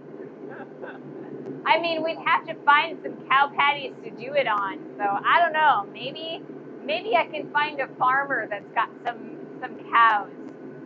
But the cow patty test is something that my metal smithing teacher used to talk about. She was a silversmith, and she would talk about using cow patties for the shapes of hammerheads, or like to show the shapes that where metal would move under a hammer, because she grew up on a farm, and that's just how, you know, it made her giggle, and it made it easier for her to remember. So yeah, if you imagine hammering a cow patty, something that'll swoosh out, you can kind of imagine where that swooshing will occur, and it'll kind of tell you how that metal will move under your hammer blow.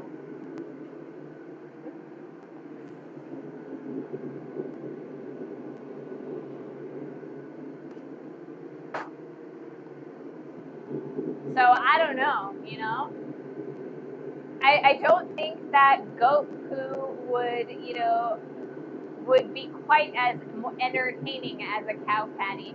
Or I would, you know, I would suggest that maybe Bluesy might give it a try. Or, you know, send me some so I could. I mean, although by the time it got here, it'd probably be all dry. So I don't know. Maybe there is a field trip in our future, you know, for a video on YouTube or for, you know, Twitch. We'll see. All right. Our material is nice and hot.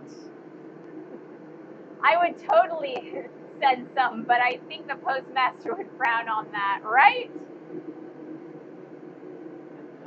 Let's do another heat real fast. All right. Like I said, we're going to focus heavily on this back edge. I'd really like our leg to kind of just sit on those corners.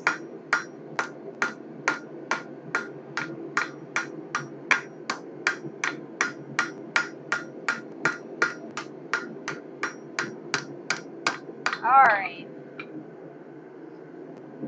We'll compare the two one more time, and I think that's actually pretty good. I'm pretty happy with that. Those tenons look relatively even. So if I put this guy and this guy together, check that out. We're going to get our H, you know? I think that's real nice. So the next thing that we're going to do, whoops, is we're going to straighten out this hole right here. So I'm going to put this guy in the forge.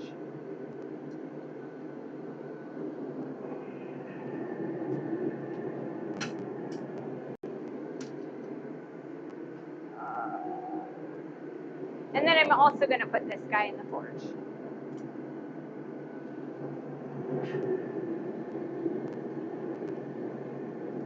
We want to heat them both.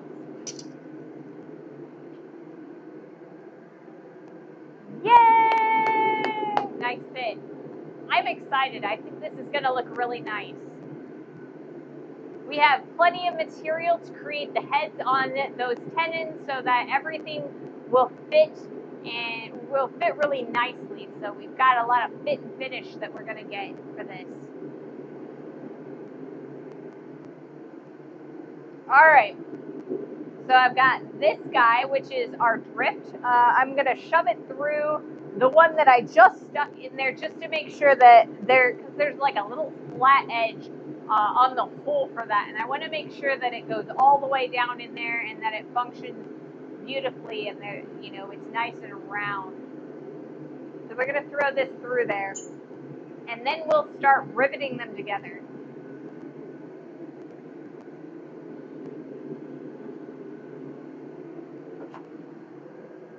Does it ever make sense to make a square tenon and mortise, or is that too much fuss for no gain? There are times when you would do a square mortise and tenon. And in order to do that, you would make a square drift instead of a round drift. And that's the beauty of drifts. You can make them whatever shape that you want. You could theoretically make a star-shaped drift and make a star-shaped hole.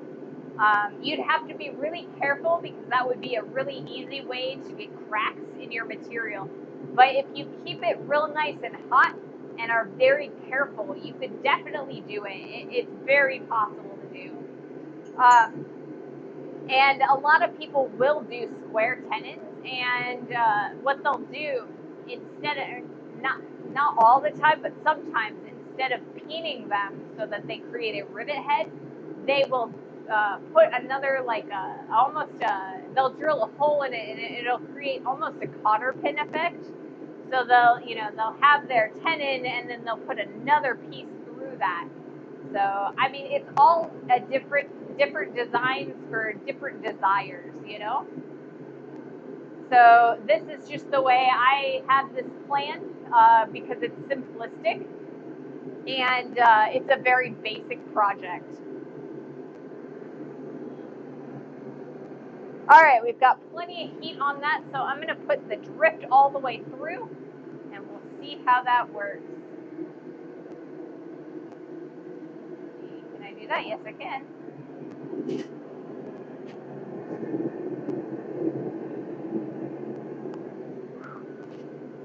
Hot, hot, hot.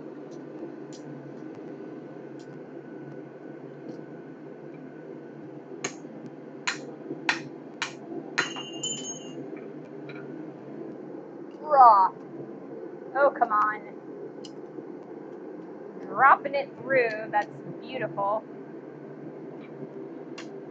So we've got a nice round hole right there. So I'm pretty happy with that. But it's a little square on the other end. So I think I'm going to drive it through one more time just so that I can take care of that little area right there.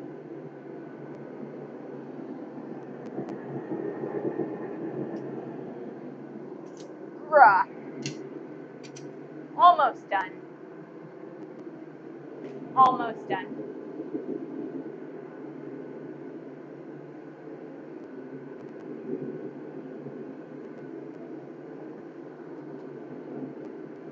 So yeah, there are a lot of advantages to being a blacksmith. You can create much more interesting designs, I feel like, than you can if you're only able to fabricate things.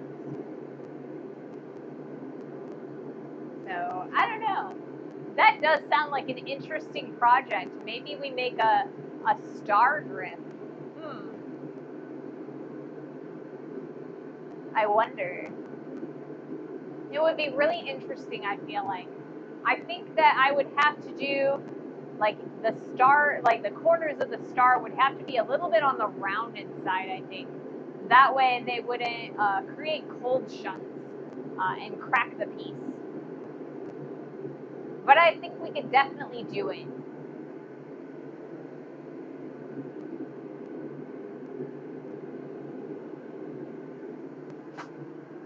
All right. So So we are gonna draw or put the drift through one more time, and then I'm gonna use the quench bucket to quench that leg off, and then we're gonna start working on peening those together so that it all fits together and creates that H. There it goes. All right, cool.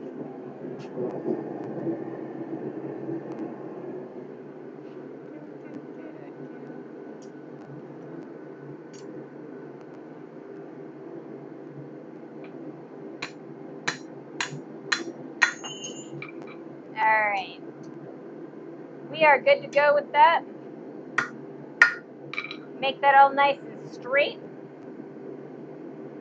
Now we're gonna quench it off.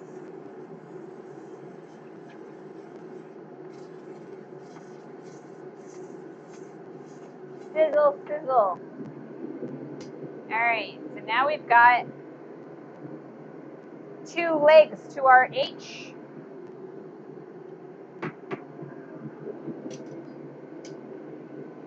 And we can see about peening that over. Put that over there for now. Okay.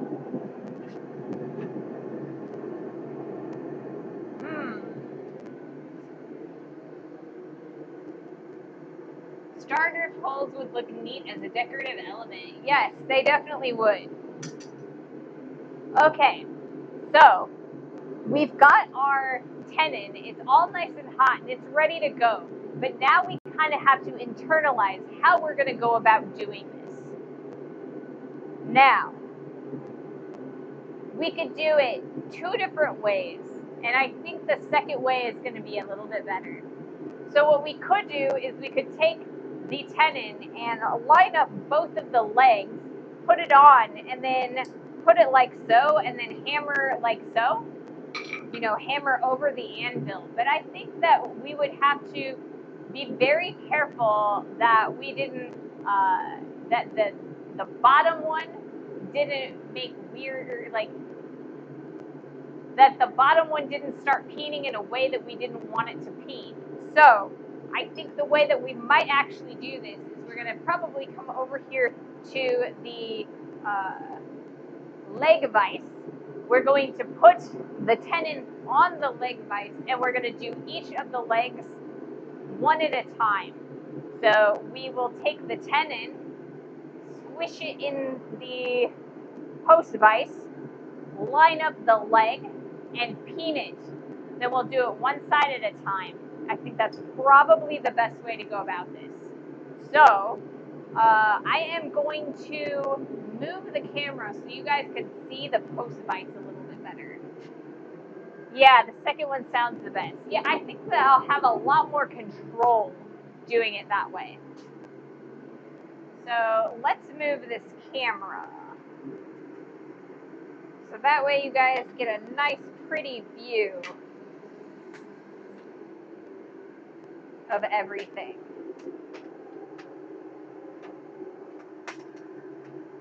All right.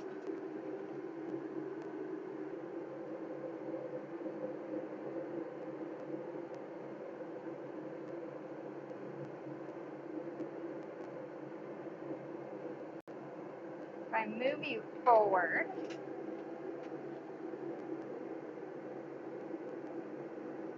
okay, and then I want this to go up just a hair like so.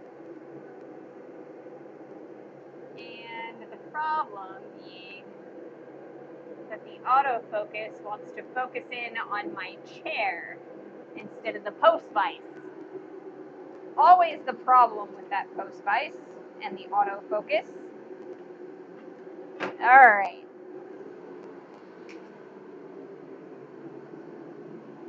Let's check this out.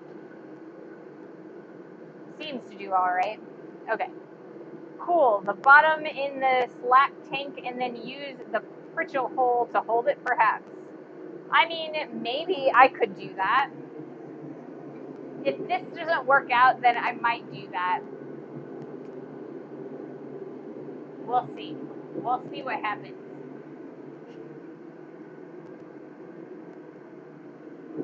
Okay. I need to move the fan because the fan is directly at the post vise and I would rather it not cool it right away.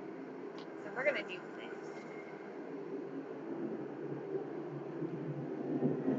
Ooh, interesting sparklies.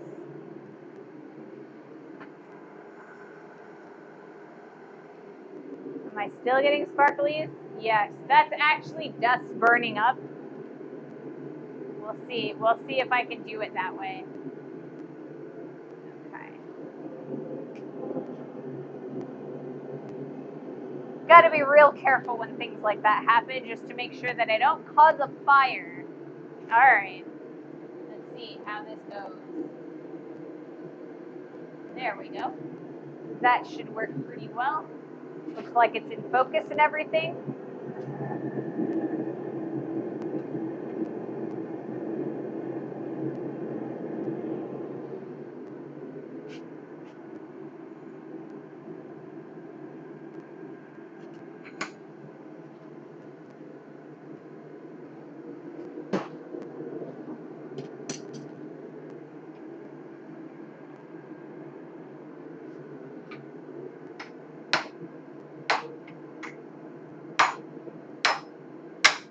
Oh, having issues here.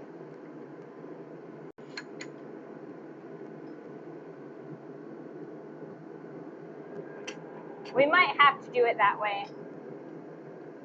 I'm not sure.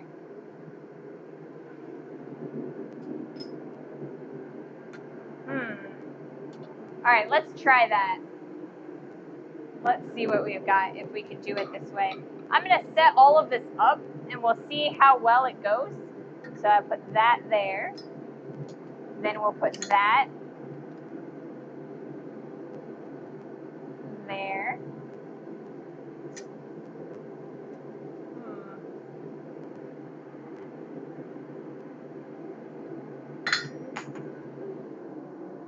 This is why we do dry runs of things. All right. This guy goes there.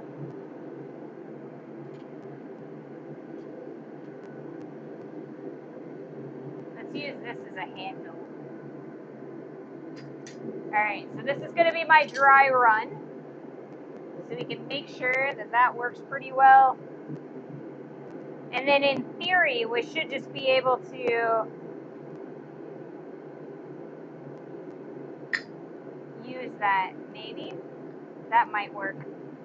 Got to be a little bit careful that we get that that line straight. I think that'll work. I think that might work. So we'll try that. Because I think that the post vise isn't, I think it's not working right. We'll try it that way.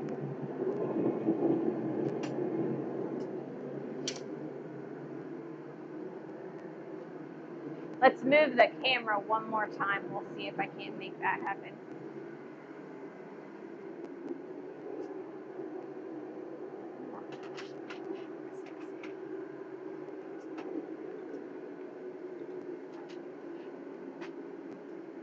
Let's see here.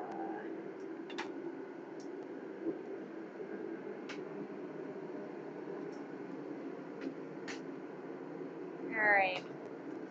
Setting up the camera is very important. That way you guys can see.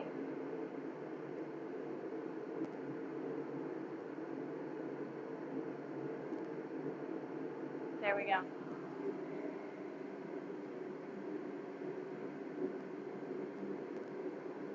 That should work pretty well. Fingers crossed. Fingers crossed this works. I'm going to be a little sad if it doesn't. Stand just the center piece in the hole, not both sides of the H at the same time. Cool it so the tenon doesn't deform on the opposite side you are peening.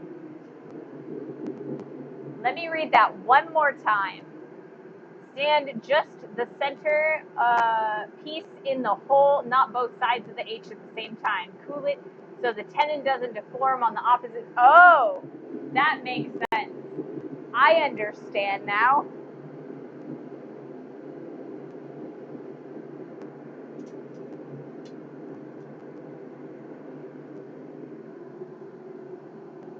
Okay. So what we're going to do is we are going to take the tenon out. Then we are going to quench the end. And then we're going to stick it in the pritchel hole. Then we're going to take the top leg, put it on top, and then pin it on. I understand. And that is a much better way to go about it, I think. I don't know, maybe? What's a pritchel hole in the anvil? Okay, answered that. Yes. Okay, so yeah. Once again, the pritchel hole is the little round hole. There's a round hole and then there's a square hole on the face of the anvil. And the round hole is the pritchel and the square hole is the hardy. And then you've got the heel and you've got the horn and you've got the base.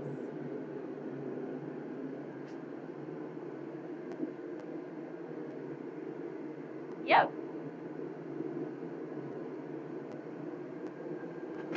Thank you so much, Gray Overcast Art, for that follow 22 minutes ago. I'm sorry that I missed it. I'm really sorry about that, but thank you so much for that follow. I appreciate everybody who follows and joins the community.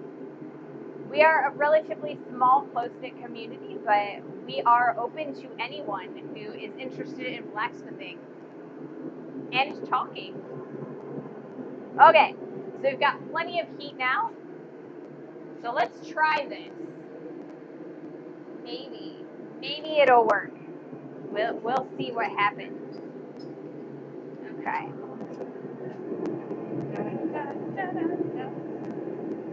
Whoops. Or I could drop it.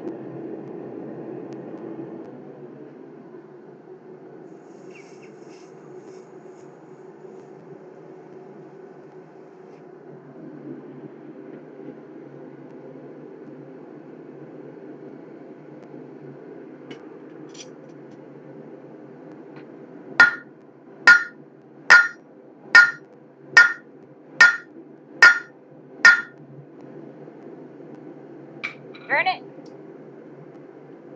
I was not paying close enough attention to it. It is. And I let it twist. Unfortunately. Let's see if I can't fix it before I get too far into this. Alright, there we go. Much better. Back in the pritchel.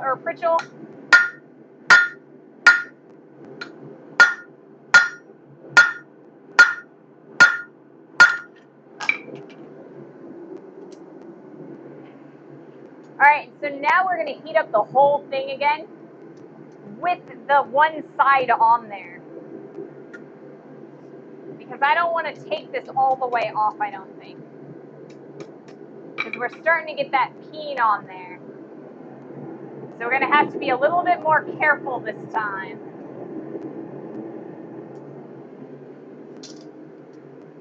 We'll do our best to get that peen on there properly. It's okay, love watching blacksmiths. Yeah, welcome to the community. Sometimes I get really into what I'm doing and then like I pay attention to like chat normally, but all of my follows and stuff, because I monitor chat on OBS, so all of my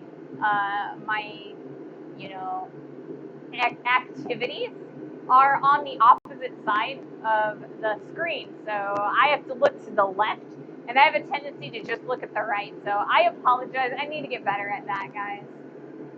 But thank you so much for your follows and your support. We are here Monday, Wednesday, and Friday every week, as long as the internet holds out. Monday we had some issues. We were only able to stream about 45 minutes before the internet started to cut out on me. And I'm looking into getting that corrected so that I don't have to worry about that anymore. But yeah, we're here 3 days a week. And then on YouTube, We're here 5 days a week.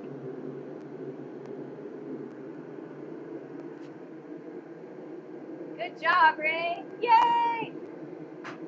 Yay! I did a thing. So yeah, I really, really enjoy blacksmithing. It is my favorite thing to do, honestly. Let me grab another pair of tongs.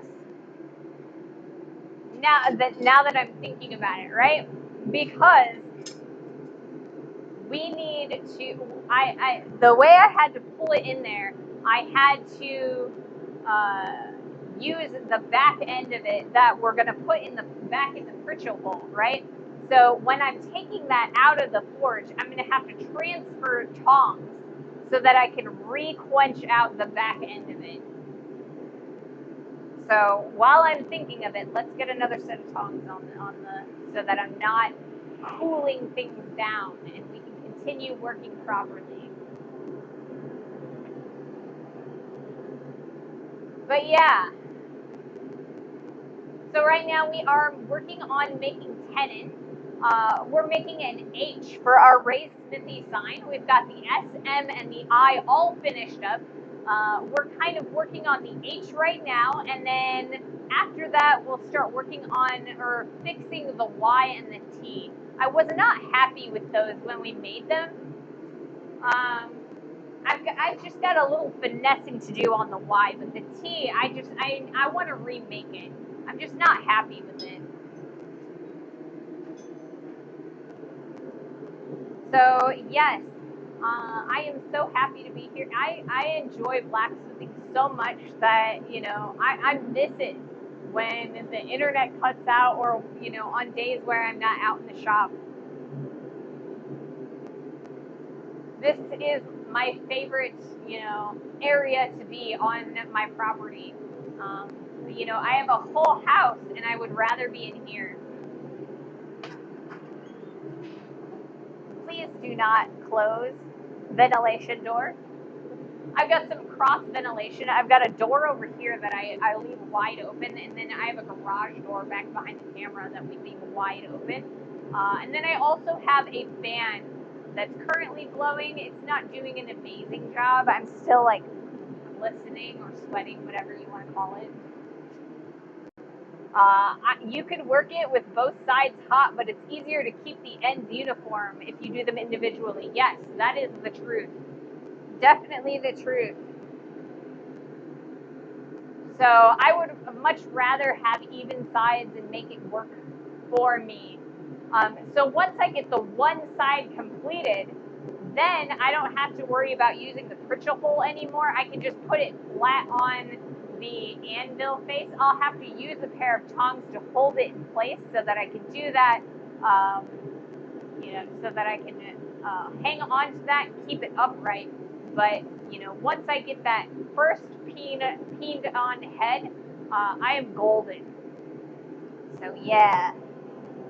Okay, we've got plenty of heat now. We're going to dry this again. Let's do this. Can we do this? I'm pretty sure we can.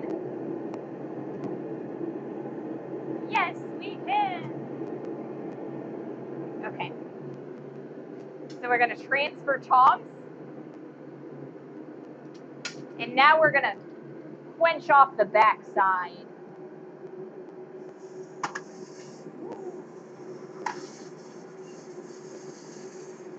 We're also doing a little bit on the one edge, and that's not a big deal.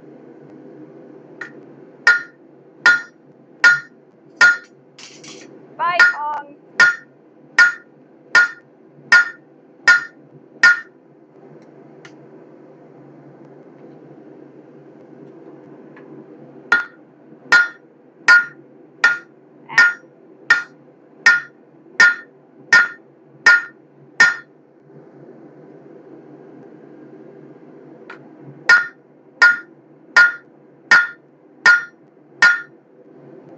All right, we've got a nice peened hole in there.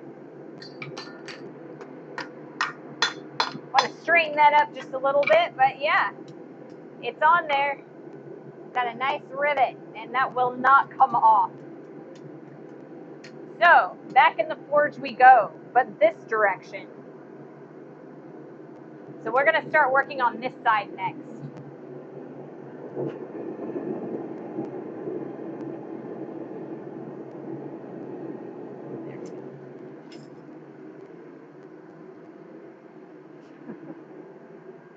Welcome in, El Teller. Welcome in.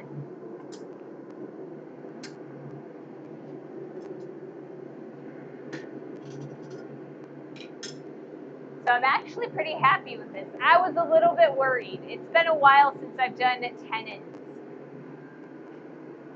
And, you know, if I wanted, I could, you know, put a little slit in that tenon or decorate it however I wanted. I think that it's going to be nice with just the round end.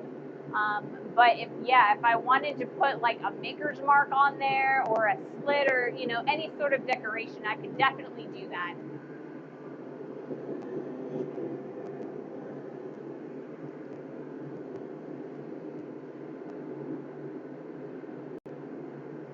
It has started to get really warm in here.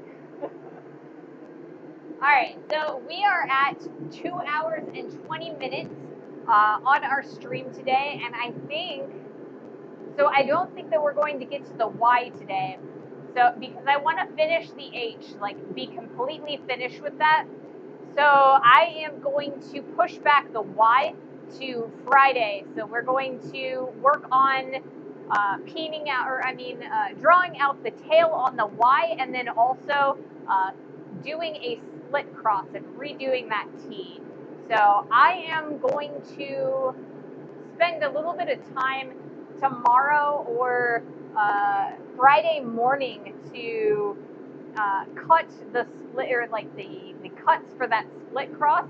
That way we don't have to spend any time doing that during the stream. And I will show them to you when we start streaming. But yeah, I would just want to make sure that, you know, I want to take out as much of that tedious work out of the process as possible. So we will do that split cross and the Y on Friday.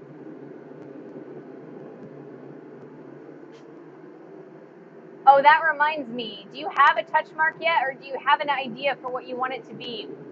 So I have a design for my touch mark, but I have not made one. So I have a really weird signature, and it's really small and really simple, and that is going to be my touch mark. And I think it'll look really nice. And because I want it to be simplistic, I want it to be easy to read at whatever size, and I want to be able to repeat it. So I have my signature is going to end up being my touch mark. It's actually about yay big, like, or you know, around. So it's not like it's horizontal or anything. It is kind of rounded.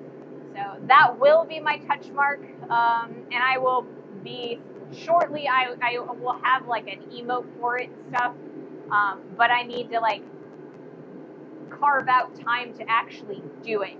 And then once I have the funds to do that, I will have one made. It is intricate enough that I will have to have it laser etched for me, but it's simplistic enough that it should be legible no matter the size.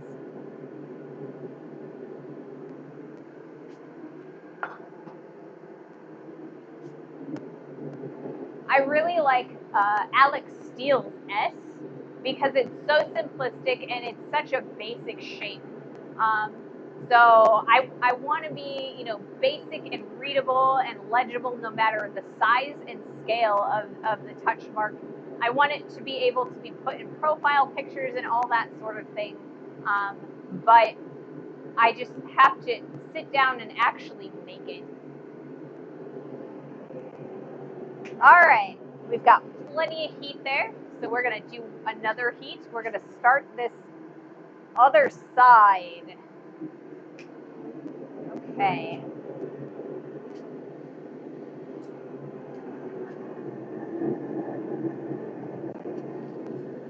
that there for the moment. We're going to end up struggling with this if we don't. Okay, so there's that. Put that in there like that.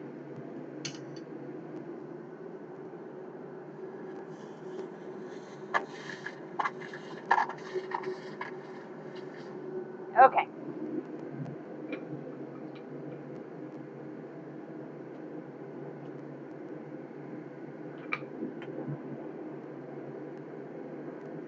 Got to make sure those nice and line up.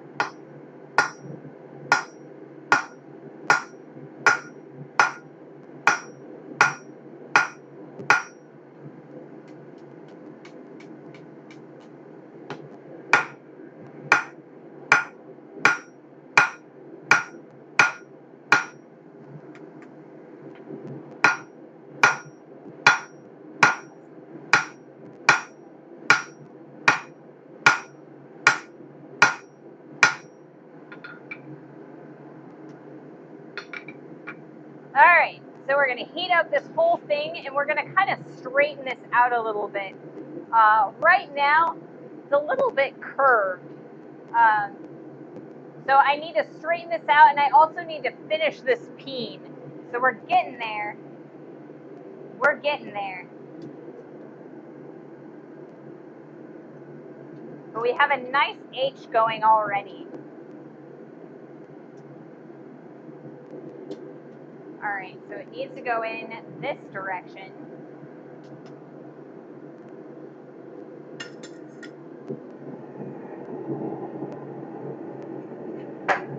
If I can get it to go in at all. There we go, much better.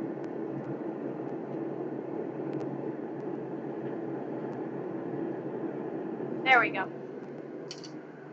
There we go.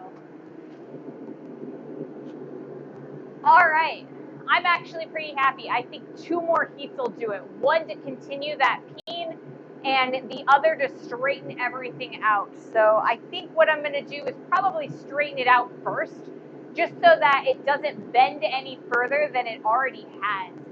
And then from there, we're going to finish peening that. It's stuck on there real nice. It just needs a little bit more peening to get it nice and securely on there. Had mine made by Buckeye Engraving. Yeah, there's a couple people that I see. I'm a part of a whole bunch of Facebook groups like Blacksmith for Beginners Tailgate Sale and, Blacksmith Enthusiasts and a couple other places. There's a couple that will do them for relatively cheap.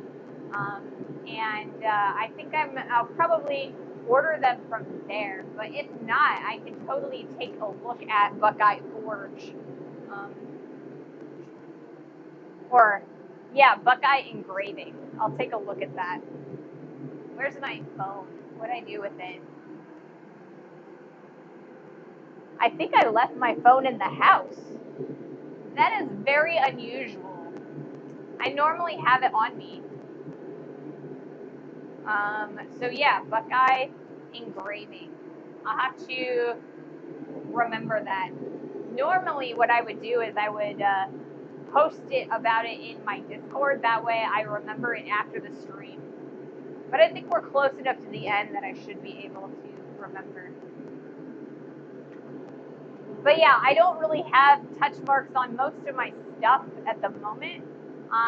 But once I get that engraved, we will put a touch mark on everything, or we will start putting a touch mark on everything.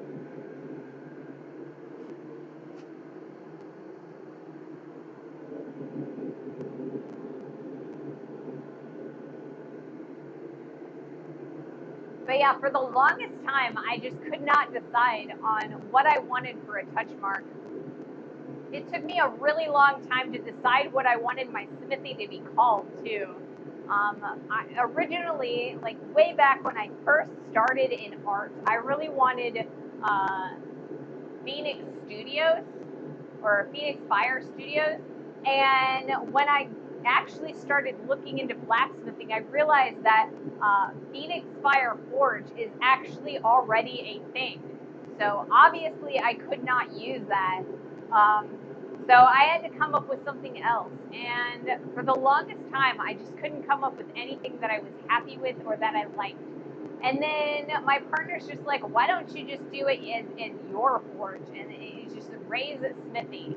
That way, it's not just a forge. You can do all kinds of stuff because, you know, there's silversmithing, there's goldsmithing, there's blacksmithing, and you can do any of those. So, and that's where the name came from. That would be neat. Yeah. And then I can heat up all the pieces up there, and because I really want you guys to be able to kind of like, you know, for large numbers of channel points, like kind of pick a piece off of the wall and I'll send it to you. It's going to take me a little bit to get to that point. So try, you know, don't get too excited about it, but I would like to be able to like send you off projects, and I need to have a touch mark so you guys, you know who made them and stuff. Brilliant. Yeah. Also, eventually, I would really like to be able to get back into taking commission work, and I need a touch mark if I'm going to be doing commission work as well. So, yeah. I was originally Shamrock Forge, but swapped to Transcendental Art Studios 4 years ago as there was another Shamrock Forge on YouTube. Yeah, that's kind of the thing, right? I had to look at Twitch and YouTube and Instagram and Facebook and all of those just to find a name that I could use that no one else was using, because I definitely don't want to be, you know, confused for anyone else. So yeah. Okay, let's do another heat real fast.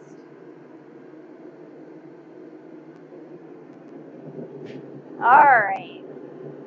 Can I do this properly?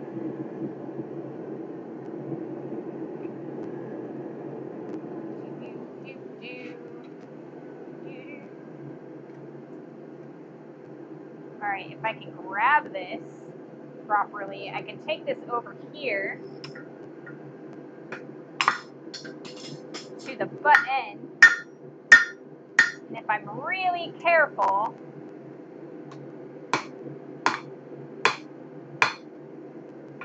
right.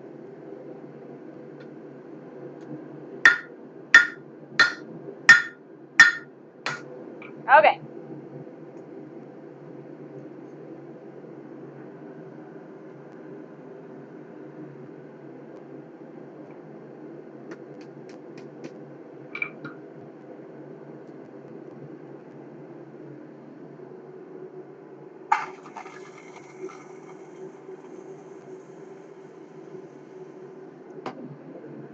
Raw.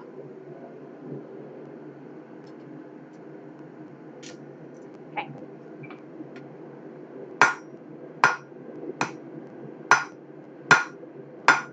Ah, gotta be careful.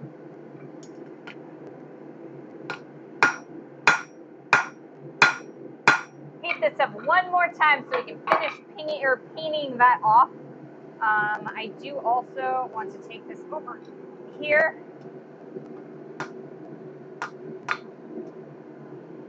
Here, I'll do it over here instead. Straighten that out just a hair.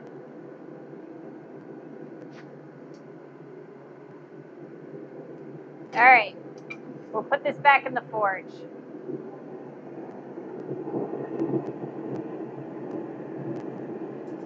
All right, one more heat on that one. So yeah, it's definitely one of those things where you have to be really careful when you're picking a shop name or a business name that you don't, you know, take someone else's, or, you know, take something that could get confused with something else.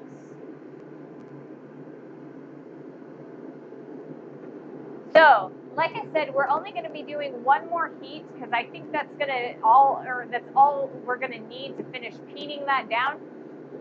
So if there's anyone you guys would like to raid off to, let me know. I always take suggestions. But if I don't have any suggestions, then I'll find somebody. We'll see who's around.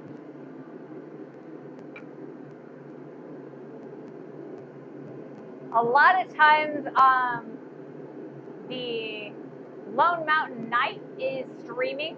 Earlier today, he was streaming, but he was streaming Doom, like the new Doom game. So I would really like to stick to a blacksmith or a glass blower, a potter, somewhere, in that space, the maker space.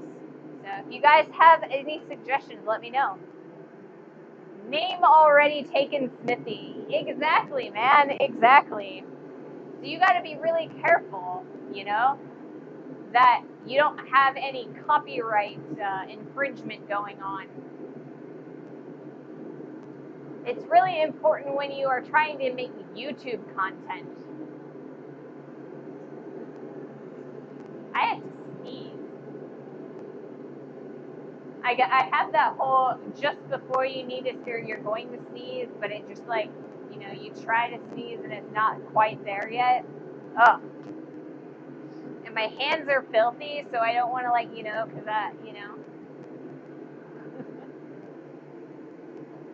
that's all right. Alrighty. Almost hot enough. Almost hot enough. Let's start loading Twitch so that I can look to see if any of my friends are online.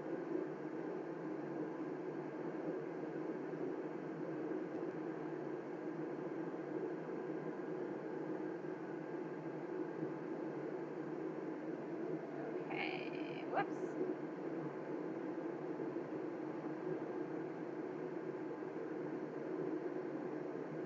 My ad is going to start soon.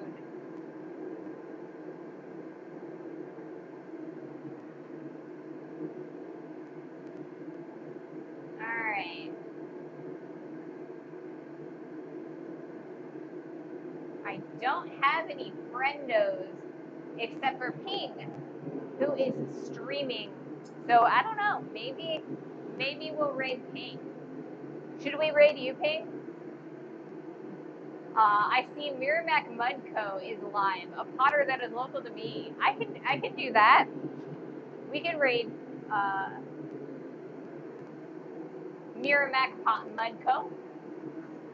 That sounds like fun. I'm always up for finding new potters. All right, and new crafters.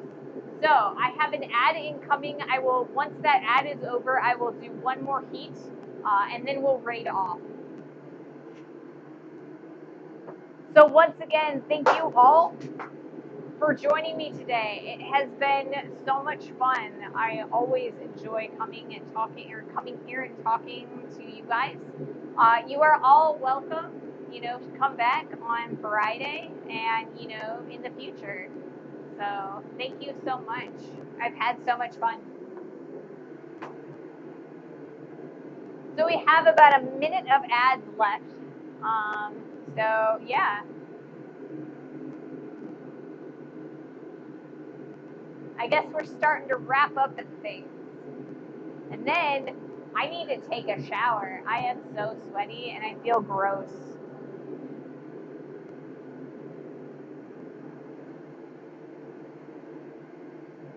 Drink some more water so that I can replenish all the sweat. It is very important to hydrate yourself. Make sure that you stay hydrated as a blacksmith. It's very easy to, sweat out all of your liquids. Shrivel up into a prune.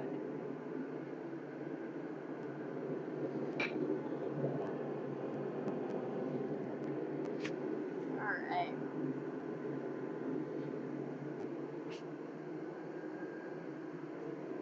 Okay, so the ad break is done. Now let's do this heat.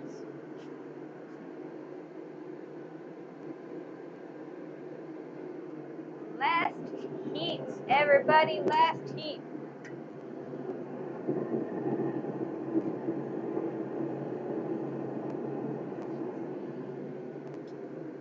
switch tongs.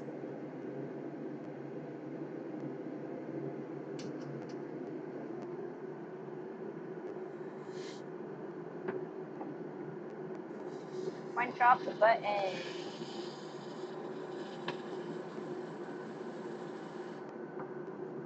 All right.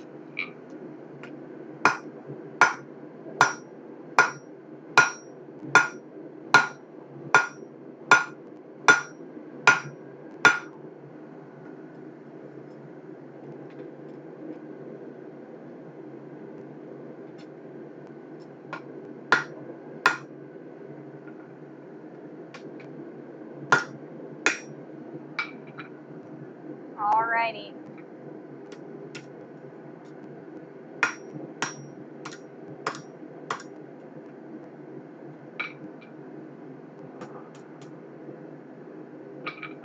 And there you have it. NH.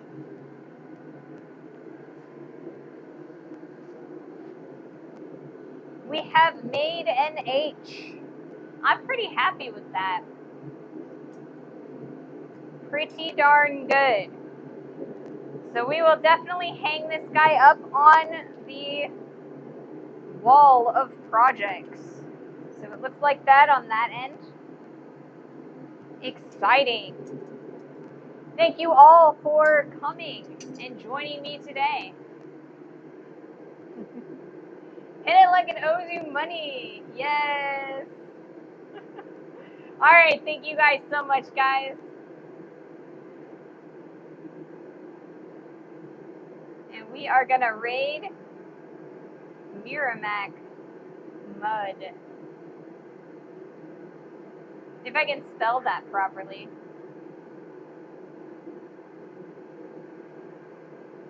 You know what? I forgot to turn on my outro. Let's see if I can't turn that on. There we go. We'll transition that.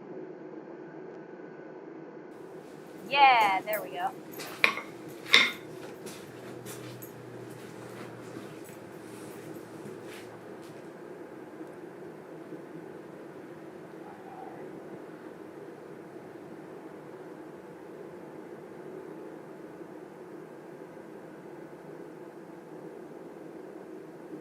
Thank you guys so much.